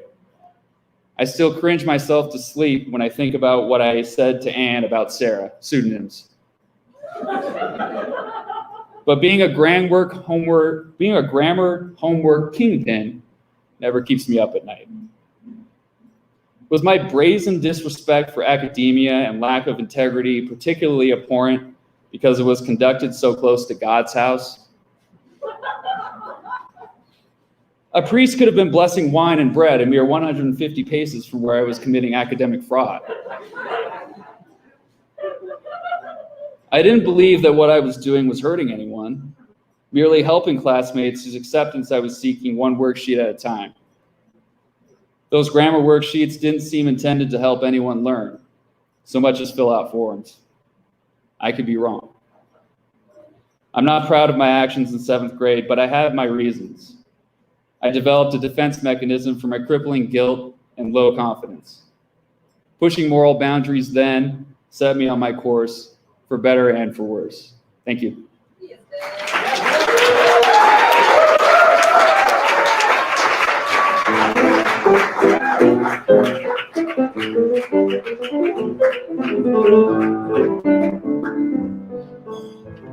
Keep it rolling for Ben Renner, everybody.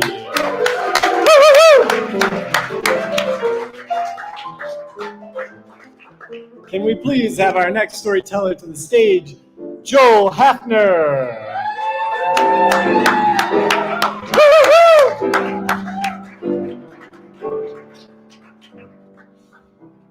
Joel Hafner is an uncle, a brother, a son, and a friend. He believes there are no easy answers or reliable paths to contentment in this life. He aspires above all to notice life as it passes, and for him, that has meant going slowly whenever possible. He once took second prize at the McGraw Elementary Spelling Bee in 1999.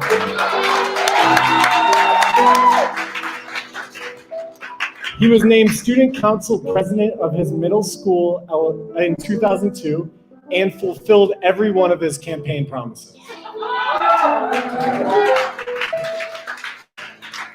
And as a high school junior, was named one of Rocky Mountain High School's most promising students with under a 3.0 GPA.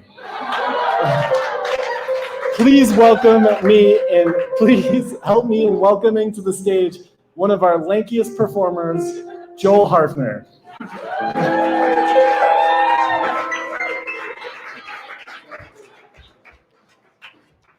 Thank you, Danny. Sorry, just a little water. Okay. A mind needs meaning like a stomach needs food. And just as hunger can lead to the enhancement or diminishment of detail in a piece of bread or a piece of fruit, so too can a psychic hunger adjust our phenomenological lens. A mind in crisis, when faced with a sudden or gradual loss of meaning, will in some cases begin casting a wider and wider net of significance around experience. And there is some logic to this approach, as it helps the disaffected individual to go on surviving, to go on with its orientation. But there are risks in making an entire world radiate with significance. And as I learned in the spring of 2017, the power of our narratives to uphold are commensurate with their power to destroy. Mister, you all right? The student asks gently. We've been staring at the sun for about the last 10 minutes straight. I look down. A diminutive student, a 7th grader, is wearing a bulging backpack that roughly equals the size of his entire body. Yeah, but I'm all right. It just struck me that the sun is kind of like the retina of the sky. You're weird, he says, and walks away. It's nearing the end of the school day, and as usual, there are scraps of paper and broken pencils strewn about the floor. I shake off my solar trance and walk to the front of the class to make a last attempt with the kids for the day. But the din of student voices carries on despite my efforts. I'm barely here. It's April. I'm airy. Only 8 months earlier, I'd stood right here with solidity on the first day of school, debuting as a teacher. I wore pressed clothes and possessed neatly folded ideas about how the year would go. Inspiration, edification, executed subtly but effectively, thanks to my unique blend of intellect, humor, and edginess. It didn't happen. My plans were thoroughly dismantled, and with them too went my self-concept. I wasn't naive to the fact that teaching would be difficult, but I had counted on a spiritual robustness to see me through the many squalls I would face as a middle school teacher. But attrition set in only weeks into the year, and as the bell rang that day in April, I can only muster a pathetic, "See you guys tomorrow." Despite another unpunctuated day, a smile comes across my face as I pick up around the room. Tonight, I'll finally be seeing my favorite band of all time in concert, Bon Iver. I first heard the band back in 2011, in the midst of a devastating breakup with my first love, Elizabeth. Partially given to the loss I was feeling at the time, the album Forever Ago and Bon Iver held profound resonance for me. And ever since, the band had reigned comfortably atop my musical pantheon. I'm in a friend's car now, hurtling towards Broomfield, the site of tonight's show. I place an edible on my tongue, not recognizing the pivotal nature of the moment. And fancying myself an expert on all things Bon Iver, I wax on and on about a theory regarding one of the group's songs titled 715 Creeks. It's an Adam and Eve reference, guys, I say with some authority. Look at the artwork. It's a snake and an apple wrapped around the number 715. And right here, look at these verses from this chapter of Genesis. Come on. That's just Exhibit A. We're going through the whole alphabet here, okay? But the lecture is cut short as we pull into the First Bank Center parking lot, much to the relief of my friends, I'm sure. We managed, despite the early ticklings of highness, to procure our tickets and are now walking onto the arena floor. I am hit immediately by a slight mist of foreboding. Esoteric images flash about on this massive monitor behind the screen. Scraps of paper feather ominously to the floor. And these massive globes hang from the ceiling, each with a satellite or two, giving the appearance of tiny worlds or massive atoms. We nestle into a little cove in the crowd, and soon thereafter the band ambles onto the stage. Two. Lead man Justin Vernon's voice, heavily modified, cries through the speaker. The band's latest album, 22 A Million, debuted the previous fall, only weeks into the school year. The world at that time seemed to be rupturing. Donald Trump was elected. What? Hashtag World War III was trending on Twitter, and Elon Musk was practically guaranteeing that we all lived in a simulation.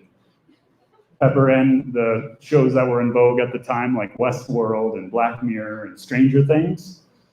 And suddenly everything is extremely loud, increasingly artificial, and in a word, doomed. As the temporal world eroded rapidly around me, 20 to a million became a kind of cover, a cave in the storm. It possessed numerology, metaphysical possibilities, theological quandaries, and the kind of aching, questing sound capable of drawing me further and further into the art.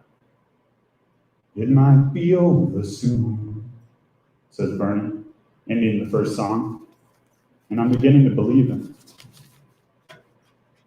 Next comes the song 45, with its sad, trembling, trance-inducing saxophone, and Vernon's anguished lament circling about.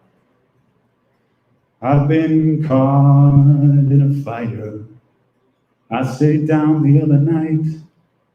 I've been caught in a fire. I stayed down.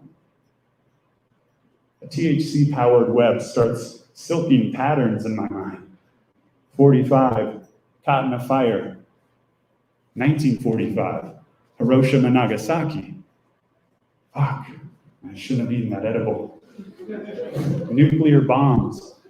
I give another distrustful look up to the rafters, the gigantic atoms. Wait, wasn't the old plutonium plant just up the road from here in Broomfield? Rocky Flats, the one that nearly made a Chernobyl of Denver 50 years ago? 45th president, the one who just promised fire and fury to North Korea. Caught in a fire. An image of the First Bank Center interior in flame pulses through me. My palms are sweating, and I'm kneading my feet into the sticky arena floor. An older song begins, called Henan, Texas. Vernon's baritone colors my thoughts as I build downward. Hinnom. Back to the Bible, the Valley of Hinnom, the Old Testament's version of hell, the place outside Old Jerusalem where children were sacrificed by fire. A transcendental guitar riff signals transition to the next song and pulls me briefly from my project of association. Another oldie, this one called Towers, and it opens. For the love I'd fallen on in the swampy August dawn, what a mischief you would bring, young darling. Elizabeth. I can still see her walking towards me through the morning light of August, through the humid woods of East Texas. We are about to have our first kiss. We are falling in love. For the love I've fallen on in the swampy August dawn. Texas. Hinnom, Texas. Hell. 22. The age I was on that morning. The age I was when I would later lose my virginity to her. Hell for what I did in Texas. The song lines down and the occasional scrap of white paper tumbles to the floor. Vernon points to one of the scraps as it flutters by. It looks like someone's fortunes are falling. Our eyes meet. He grins.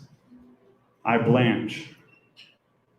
The crowd in the upper decks are now directly above the arena floor. They leer and jeer and hiss, hungering for my ruin. My favorite song of all time begins, but tonight it is a most unwelcome visitor. The title is Beth Rest, and I can't believe I missed it till right now. Beth, Elizabeth, God, please. But all I get is more Vernon. Our love is a star, sure some hazardry, for the life before and after, most indefinitely. Indefinitely. Indefinitely. I connect briefly with what lay ahead for me. Subsumed by the fiery, impossible gravity of a star, the loudest silence, suspended in void, counting in half-lives. This is axiom. Vernon concludes. This is axiom. I close my eyes and dissolve into multitudes. It's morning in the hospital. Blue-gray sweatshirt, blue-gray sweatpants, the name of the psych unit stamped on each. And again, I'm staring at the sun. I can't tell whether I just arrived or have always been here. All things feel curiously new and yet somehow epochal. Joel, you have visitors. I turn, and that's when I see Dad and Sister. Only it's not them. Not quite. There's no center point in me anymore. I don't have a pilot light, and therefore nothing reflects. And so everyone and everything is just empty matter to me now. They approach, and I backpedal onto the couch, and a silence rests between us. I go first. I'm going away now. And I don't know if I'm ever coming back. And that's when the thing that looks just like Dad takes its hand and puts it on mine and says, well then, Jolie, we're coming with you. Wherever you go, we'll go too. Too. Thank you.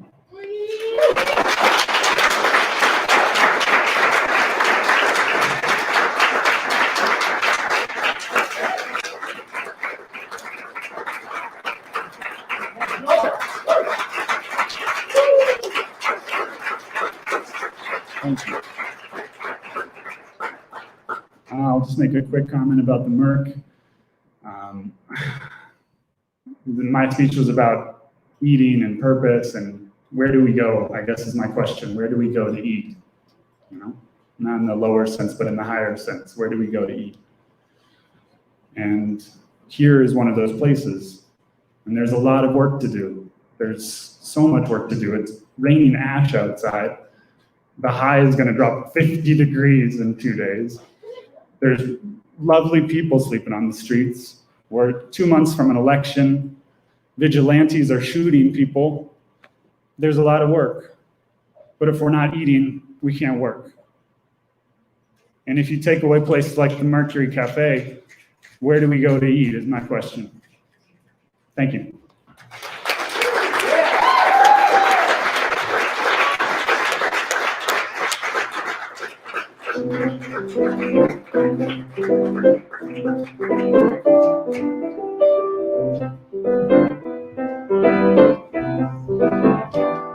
Wow. That was a gorgeous story, Joel. Thank you for being so vulnerable, for sharing that story so confidently, so intensely, so beautifully. Let's give it up for Joel one more time.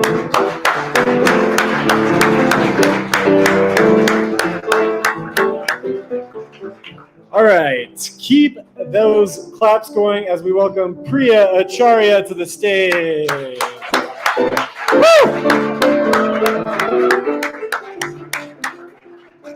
And quick shout out at Soul Stories for the Venmo. GoFundMe link on the live stream. Thank you for hanging with us if you're on Facebook. And in person, of course. Yeah, I love you guys too.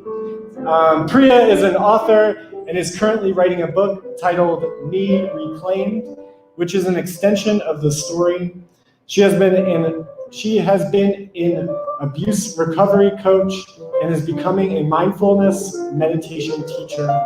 Her other passions include gardening, vegan cooking, and living green. This includes upcycling, which borders on hoarding, as she struggles with letting go of any glass jars. Please welcome Priya to the stage.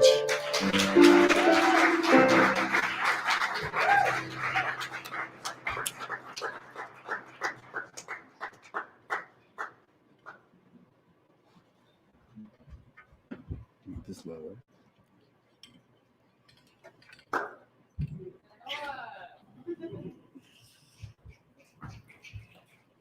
It's been 30 years since I spoke in front of an audience, but I just completed my first colonoscopy as a result of turning 50.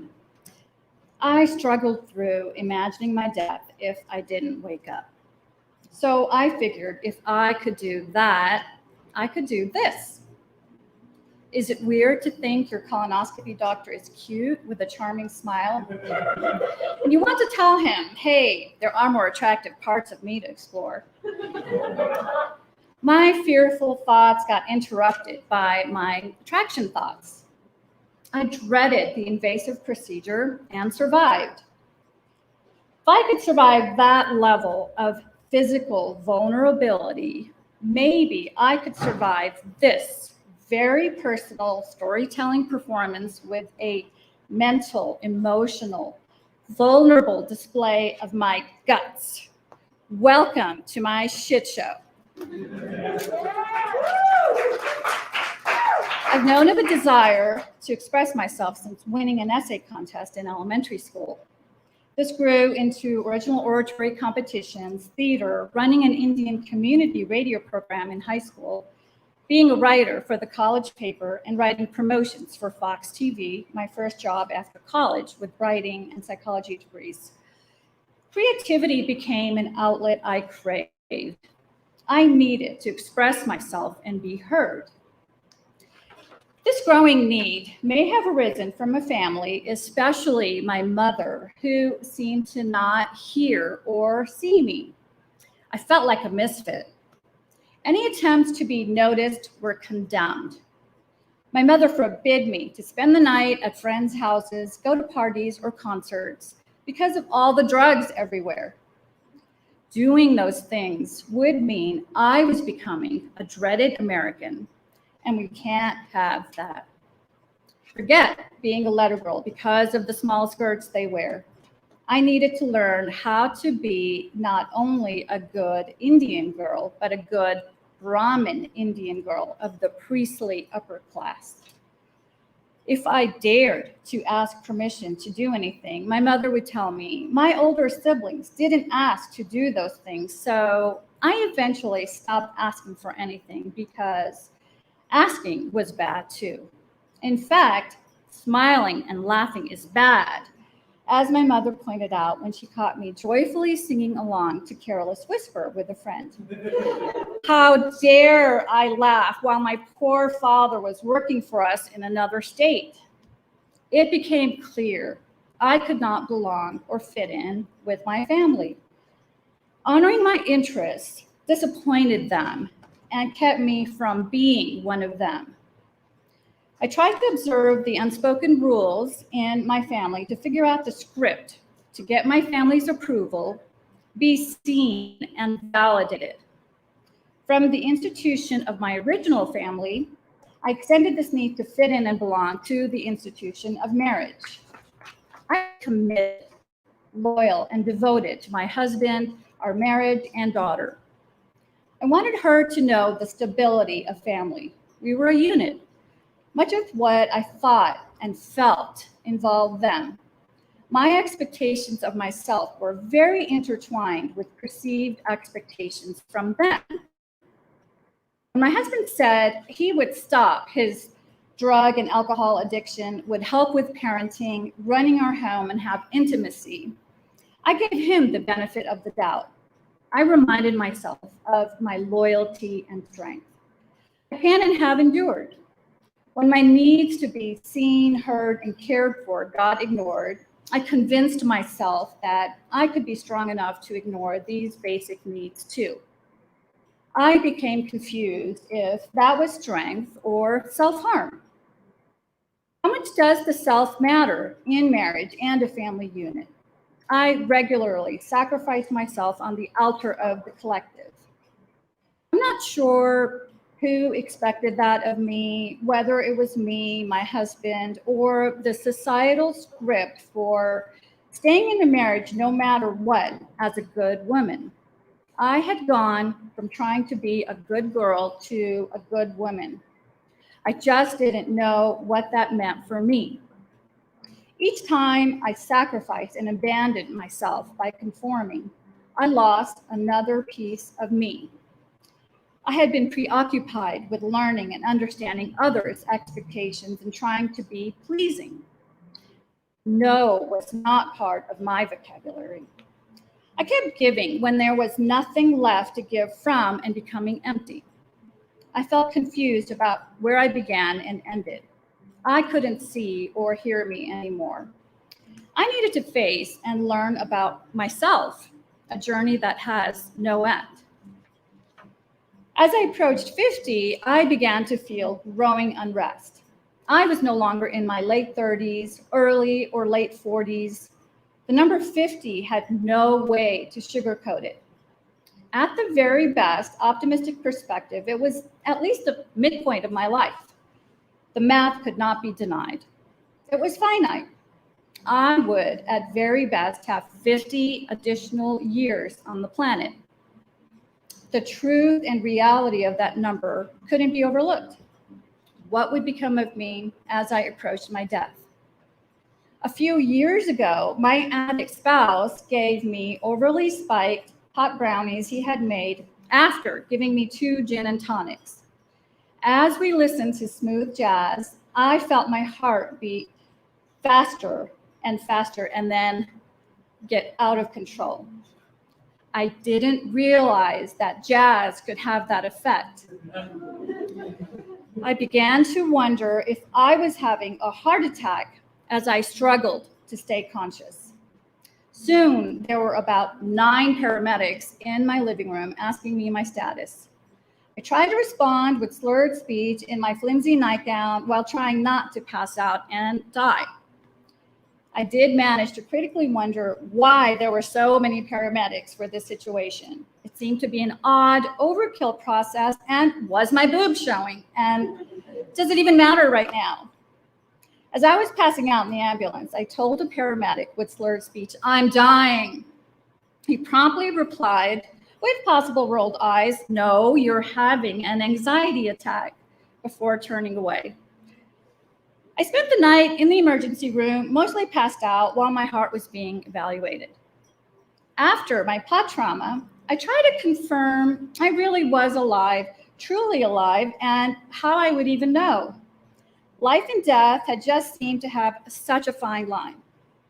Since then, I've deeply connected with the question, what makes me feel alive? Standing here in front of you now may be one of those things. Such encounters with death prompted me to consider my mortality even more. I had to pause from the everyday, mundane busyness and meaningless struggles to consider the big picture. I wondered why I was born, what my purpose is, what I would leave behind, and what my legacy would be. The script boxes I received from my family and society didn't describe the wild path of being my own unique individual. The collective rules specified to be normal and not upset the status quo. Don't create waves. You must not be weird. Oops, look at me now, weirder than ever, letting it all hang out in my shit show. I felt lost and tried to figure out why in therapy.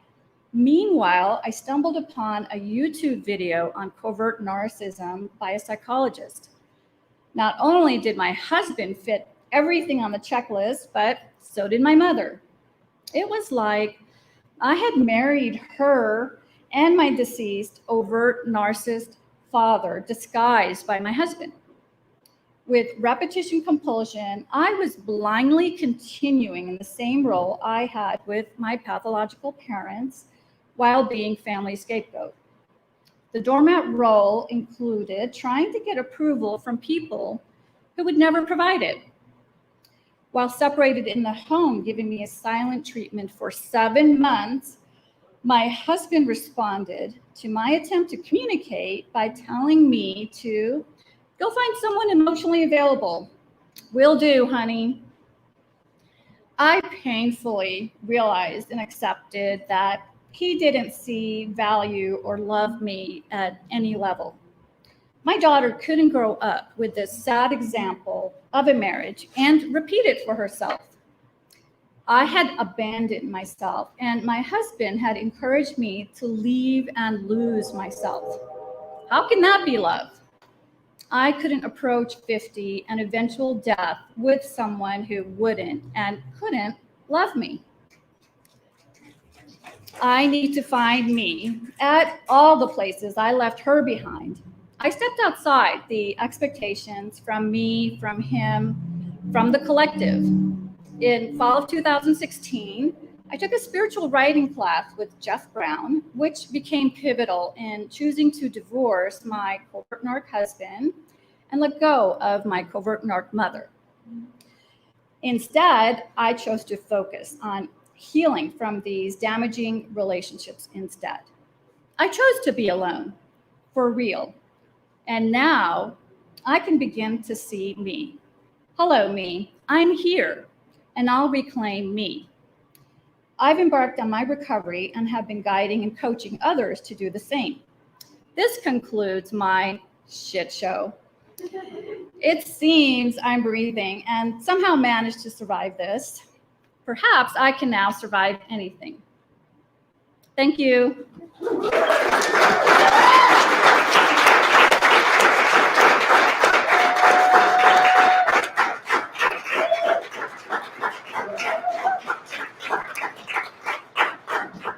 The Mercury Cafe has been my favorite restaurant since the 90s. As a vegetarian my whole life and now a vegan, I've always been able to find yummy options in a great environment. And Marilyn has been my hero. Please donate.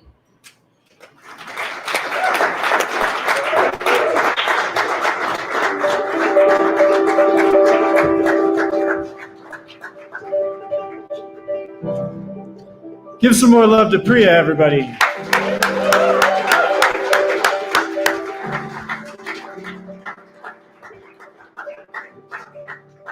Whew. We arrived. We're at the final storyteller of the night. Please welcome Noah Kaplan to the stage. Let's make it louder for him.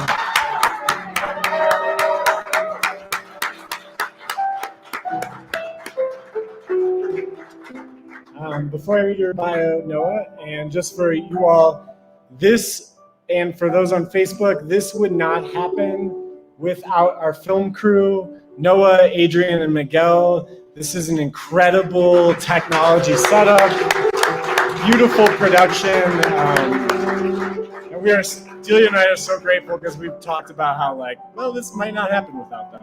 So, yeah, thank you, Noah. Noah Kaplan is the artistic director for Stained Arts and a high school teacher who still struggles with simple tasks like writing bios and getting his windshield fixed, but does fixate obsessively over the right way to see the thing. He can be found on his rollerblades. He's great at rollerblading. Seeing how long he can hold his breath under cold water, and on slow, beautiful days with a book in his hand. Give it up for Noah Kaplan.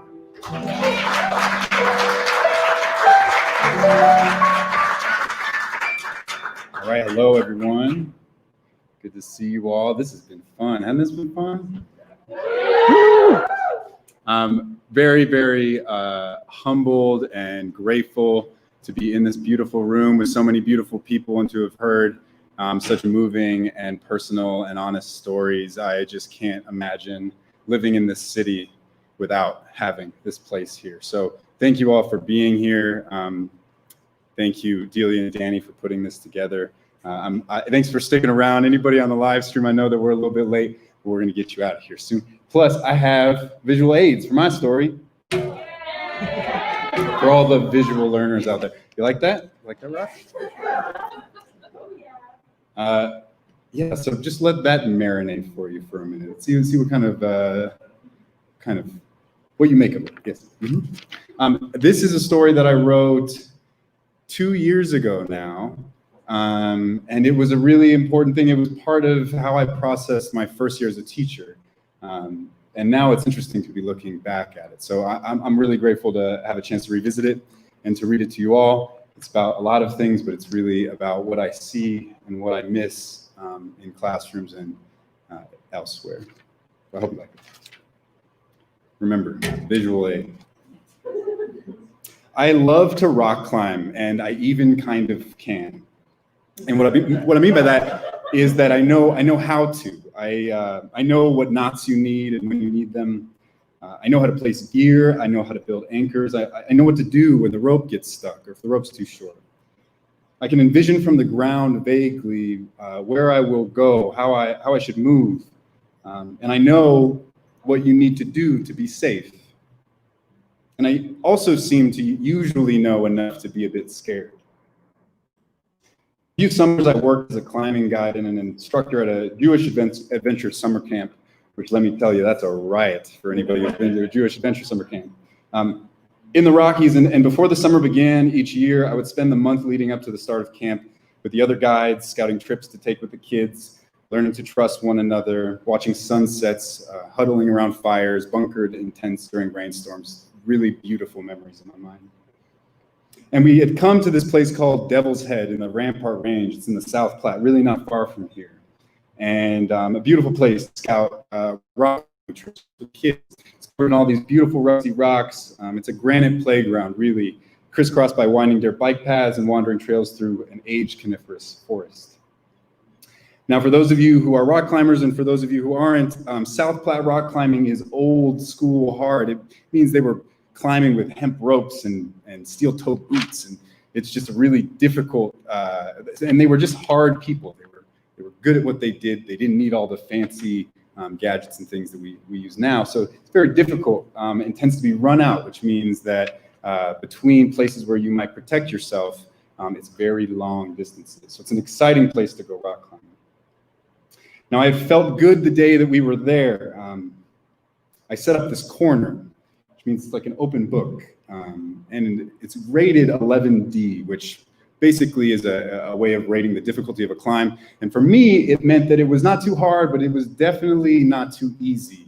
It was something that I really didn't know what was going to happen on this particular climb. And I was probably going to take a beating, but I was optimistic. Got to keep a positive attitude.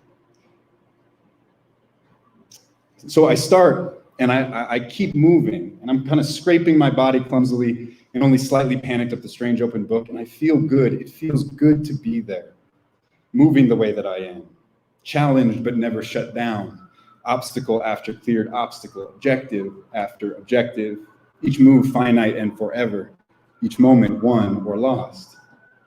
It is what it should feel like to me, this dance with possibility, this holding of the ocean at bay, to find some freedom in this human cage, to push space, to put one hand into the sky after another, and to crawl in this barren place, to feel the full tilt of the earth and consider my limitations and to scrape and scream them back. You either do or you don't. You climb or you don't.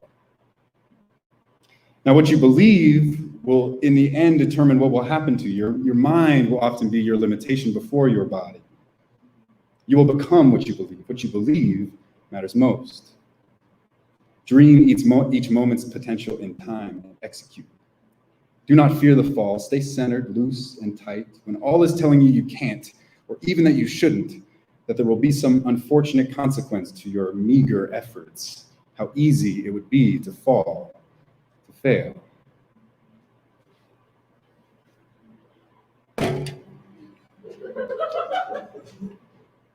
When I started teaching English at the high school in Denver I attended just 7 years earlier, I told myself that learning was like climbing, because everything was like climbing. It was hard, but if you worked hard, you'd arrive. Employ a series of small, seemingly insignificant, and sometimes painful actions that will lead you inevitably to your aha summit. Exhilaration, achievement, growth, and ability to see further than before. It's a hackneyed metaphor, but it works. It's true. Keep going, you'll make it. Set a goal, the right shoes, some desire, you'll make it. But it's less obvious than all that. More complicated. Because no one just climbs a mountain. You have to make sure you have time to train. Make sure you are shown nature. No longer are we born there, we must be shown. Also, it is helpful to have the unusual and at times baffling impulse to push yourself into discomfort of the unknown with the desire to know it, and at times to put oneself in imminent danger with hundreds, sometimes thousands of dollars of equipment hanging from your waist. Now, my classroom feels like we're all climbing barefoot a little bit. Everybody's trying to wear the same harness at the same time, like distracted belayers everywhere. It's sketchy,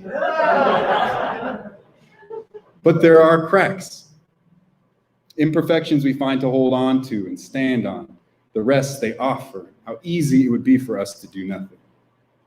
The features shift every day as we test what is possible.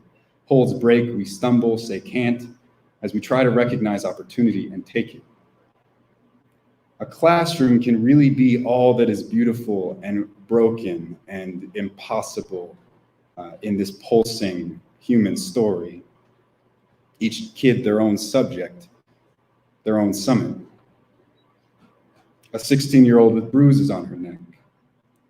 A 14-year-old with gray hair. The kid that likes to hit other kids. The kid with the scary poetry. Esther, who draws pictures with me lonely at lunch in Denver, the churning Queen City, and these are her children, her fruit.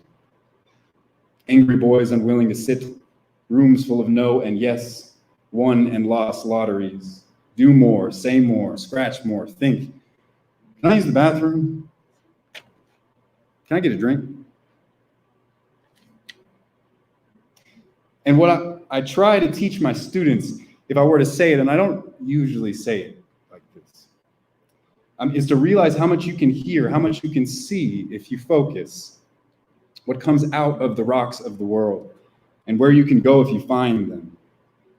That every opportunity is yours to be made, that there is more here for you than first meets the eye. Every room is the room that could change your life if you choose it.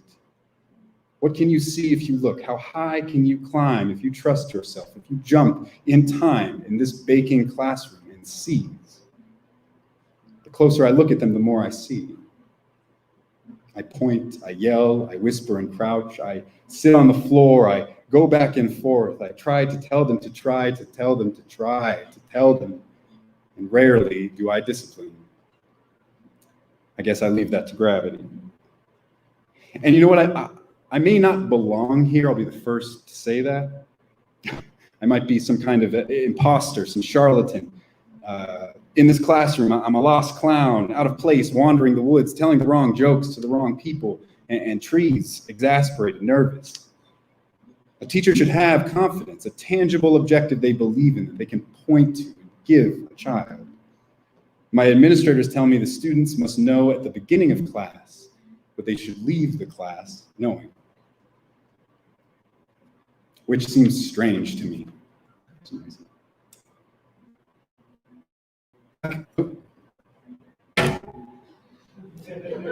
Back in the South Platte, clinging to the granite wall, I clear the roof and I make it the last few moves to gain the upper slab, which is a period of easier climbing before the finish. I'm now 70 feet off the ground, sweating, breathing heavily, bleeding in small places, but I am alive and I am happy, conquering. And I look down at my rope, 2 hands over the wall in both hands, 70 feet off the ground. And I look down at my rope and I notice my knot has gone entirely untied.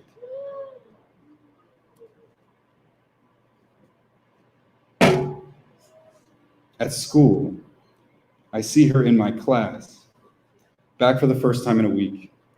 I notice some bruising on her neck, but it leaves my mind quickly because there is so much to think about for a first-year teacher who does not know what he is doing.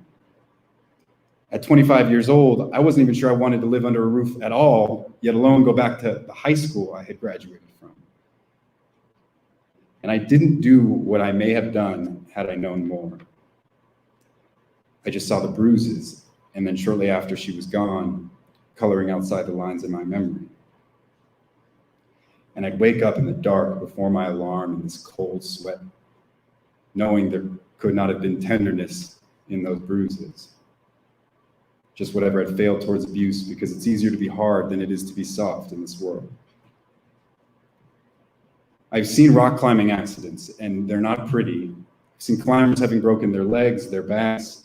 Gravity is indifferent to you. It is not hard to die from a fall.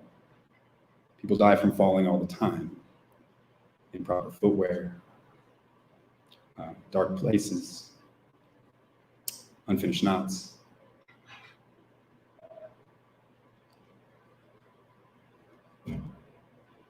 I asked Jalil to talk with me in the hallway. He looked at me and rolled his eyes into the back of his head so that all I could see were the icy whites, and they trembled, defiance, pure and clear and white hot. He was not impressed by my earnestness either. I could not help him because I was me and he was him, and that's just how it was and still is. I believe that a fall from that height would have killed me. I believe that there wasn't much reason I didn't fall. Got tired that late in the day, tried to rest, sat back on a rope that wouldn't have been there, and the thing would have slid right through me, and we both would have fallen seamlessly to the ground without safety in an instant, bouncing once on the corner and down again. And then there was Jonathan, who died in his sleep. We put a rose on his desk and wrote letters to his mom. I played Dixieland jazz as we colored, and some of the kids cried and others didn't.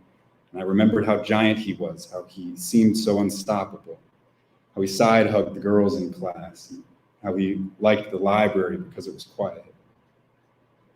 And Maria, who said that this class made her tired, and I turned to her and I said, me too. And Elijah, who was living in a hotel with his mom and couldn't be there, who said to me that high school was hard and how nobody looked at you. And Amber, who preferred her mother in the custody battle with her abusive father. The mom might lose it, addicted and fraught as she was. Bukowski said, find what you love and let it kill you. She draws a unicorn and hugs me awkwardly on her way out the room. And then I'm alone for a moment. And then I'm not. Ask yourself, what does the rock offer you? Be thankful for tiny imperfections carved out by time, corners to pull and cracks in the wall to shove hands and feet in. This might hurt, but you will be stronger for it. It is a sparse environment, akin to a night sky. There are few friends, but remember, the longer you look, the more stars appear. What you have is your body and everything else. Keep your feet high. Make sure you're doing more pushing with your legs than pulling with your arms. Conserve your energy. You have to focus. Find your center. Tilt it. Do your slow, breathy dance with gravity. Keep breathing. When your legs start to shake or your mind wander, when the fear creeps in or your hands feel sweaty, keep moving up. Keep doing what needs to be done. Keep breathing. Remind yourself of this forgotten reflex. Remember the important things. The only way to make it work. Stay focused. Stay here. Stay calm. That's my story. Thank you all. Thank you all.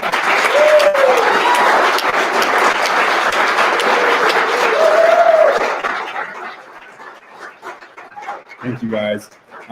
I just want to say another, just two more quick things, and then we'll get you all out of here. I know it's been a long time, but this has been so much fun, and it's such an important cause. I just want to say that the Mercury Cafe made me who I am. I would not be the person I am today without the Friday night 10 p.m. open mic downstairs. I was 16 years old when I first walked into this place. And this place welcomed me with open arms, as they welcome everybody with open arms. And during a time when there is so much diswelcome, there feels to be so much, either you're invited or you're not. This is a place everybody can go to discover themselves, their voices, our bodies. And I know that you guys have been contributing your lights out for this thing.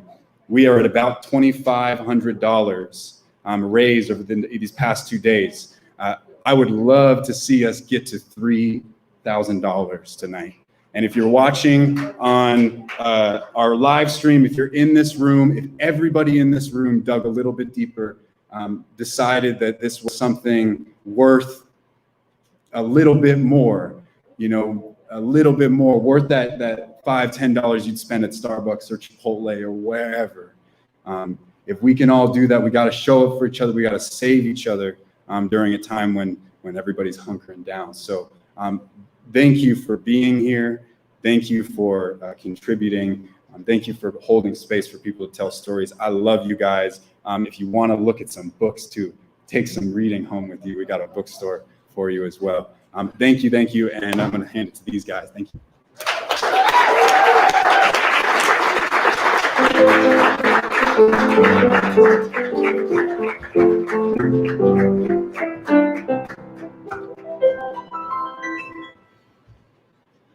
Thanks for being here, you guys. That was so special. I appreciate all of your attention, all of your energy, and to each of our storytellers for giving so beautifully of themselves. Really, I think both Danny and I just feel very grateful and very indebted. I know that Danny just said this, but really, I don't think we really quite knew how in over our head we would have been without the incredible help of Miguel, of Adrian, and of Noah, who just did this whole film thing for us. We had no idea what we were doing.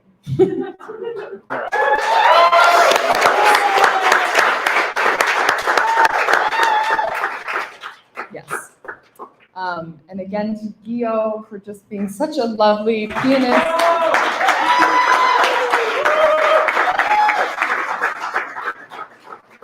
Yeah, you're such a lovely presence. I feel very happy to know you and happy to have had you at so many of our events. Yeah. Danny, thanks for hosting. I know it's hard to come up here. You do it very beautifully. We all appreciate it. Yes. And then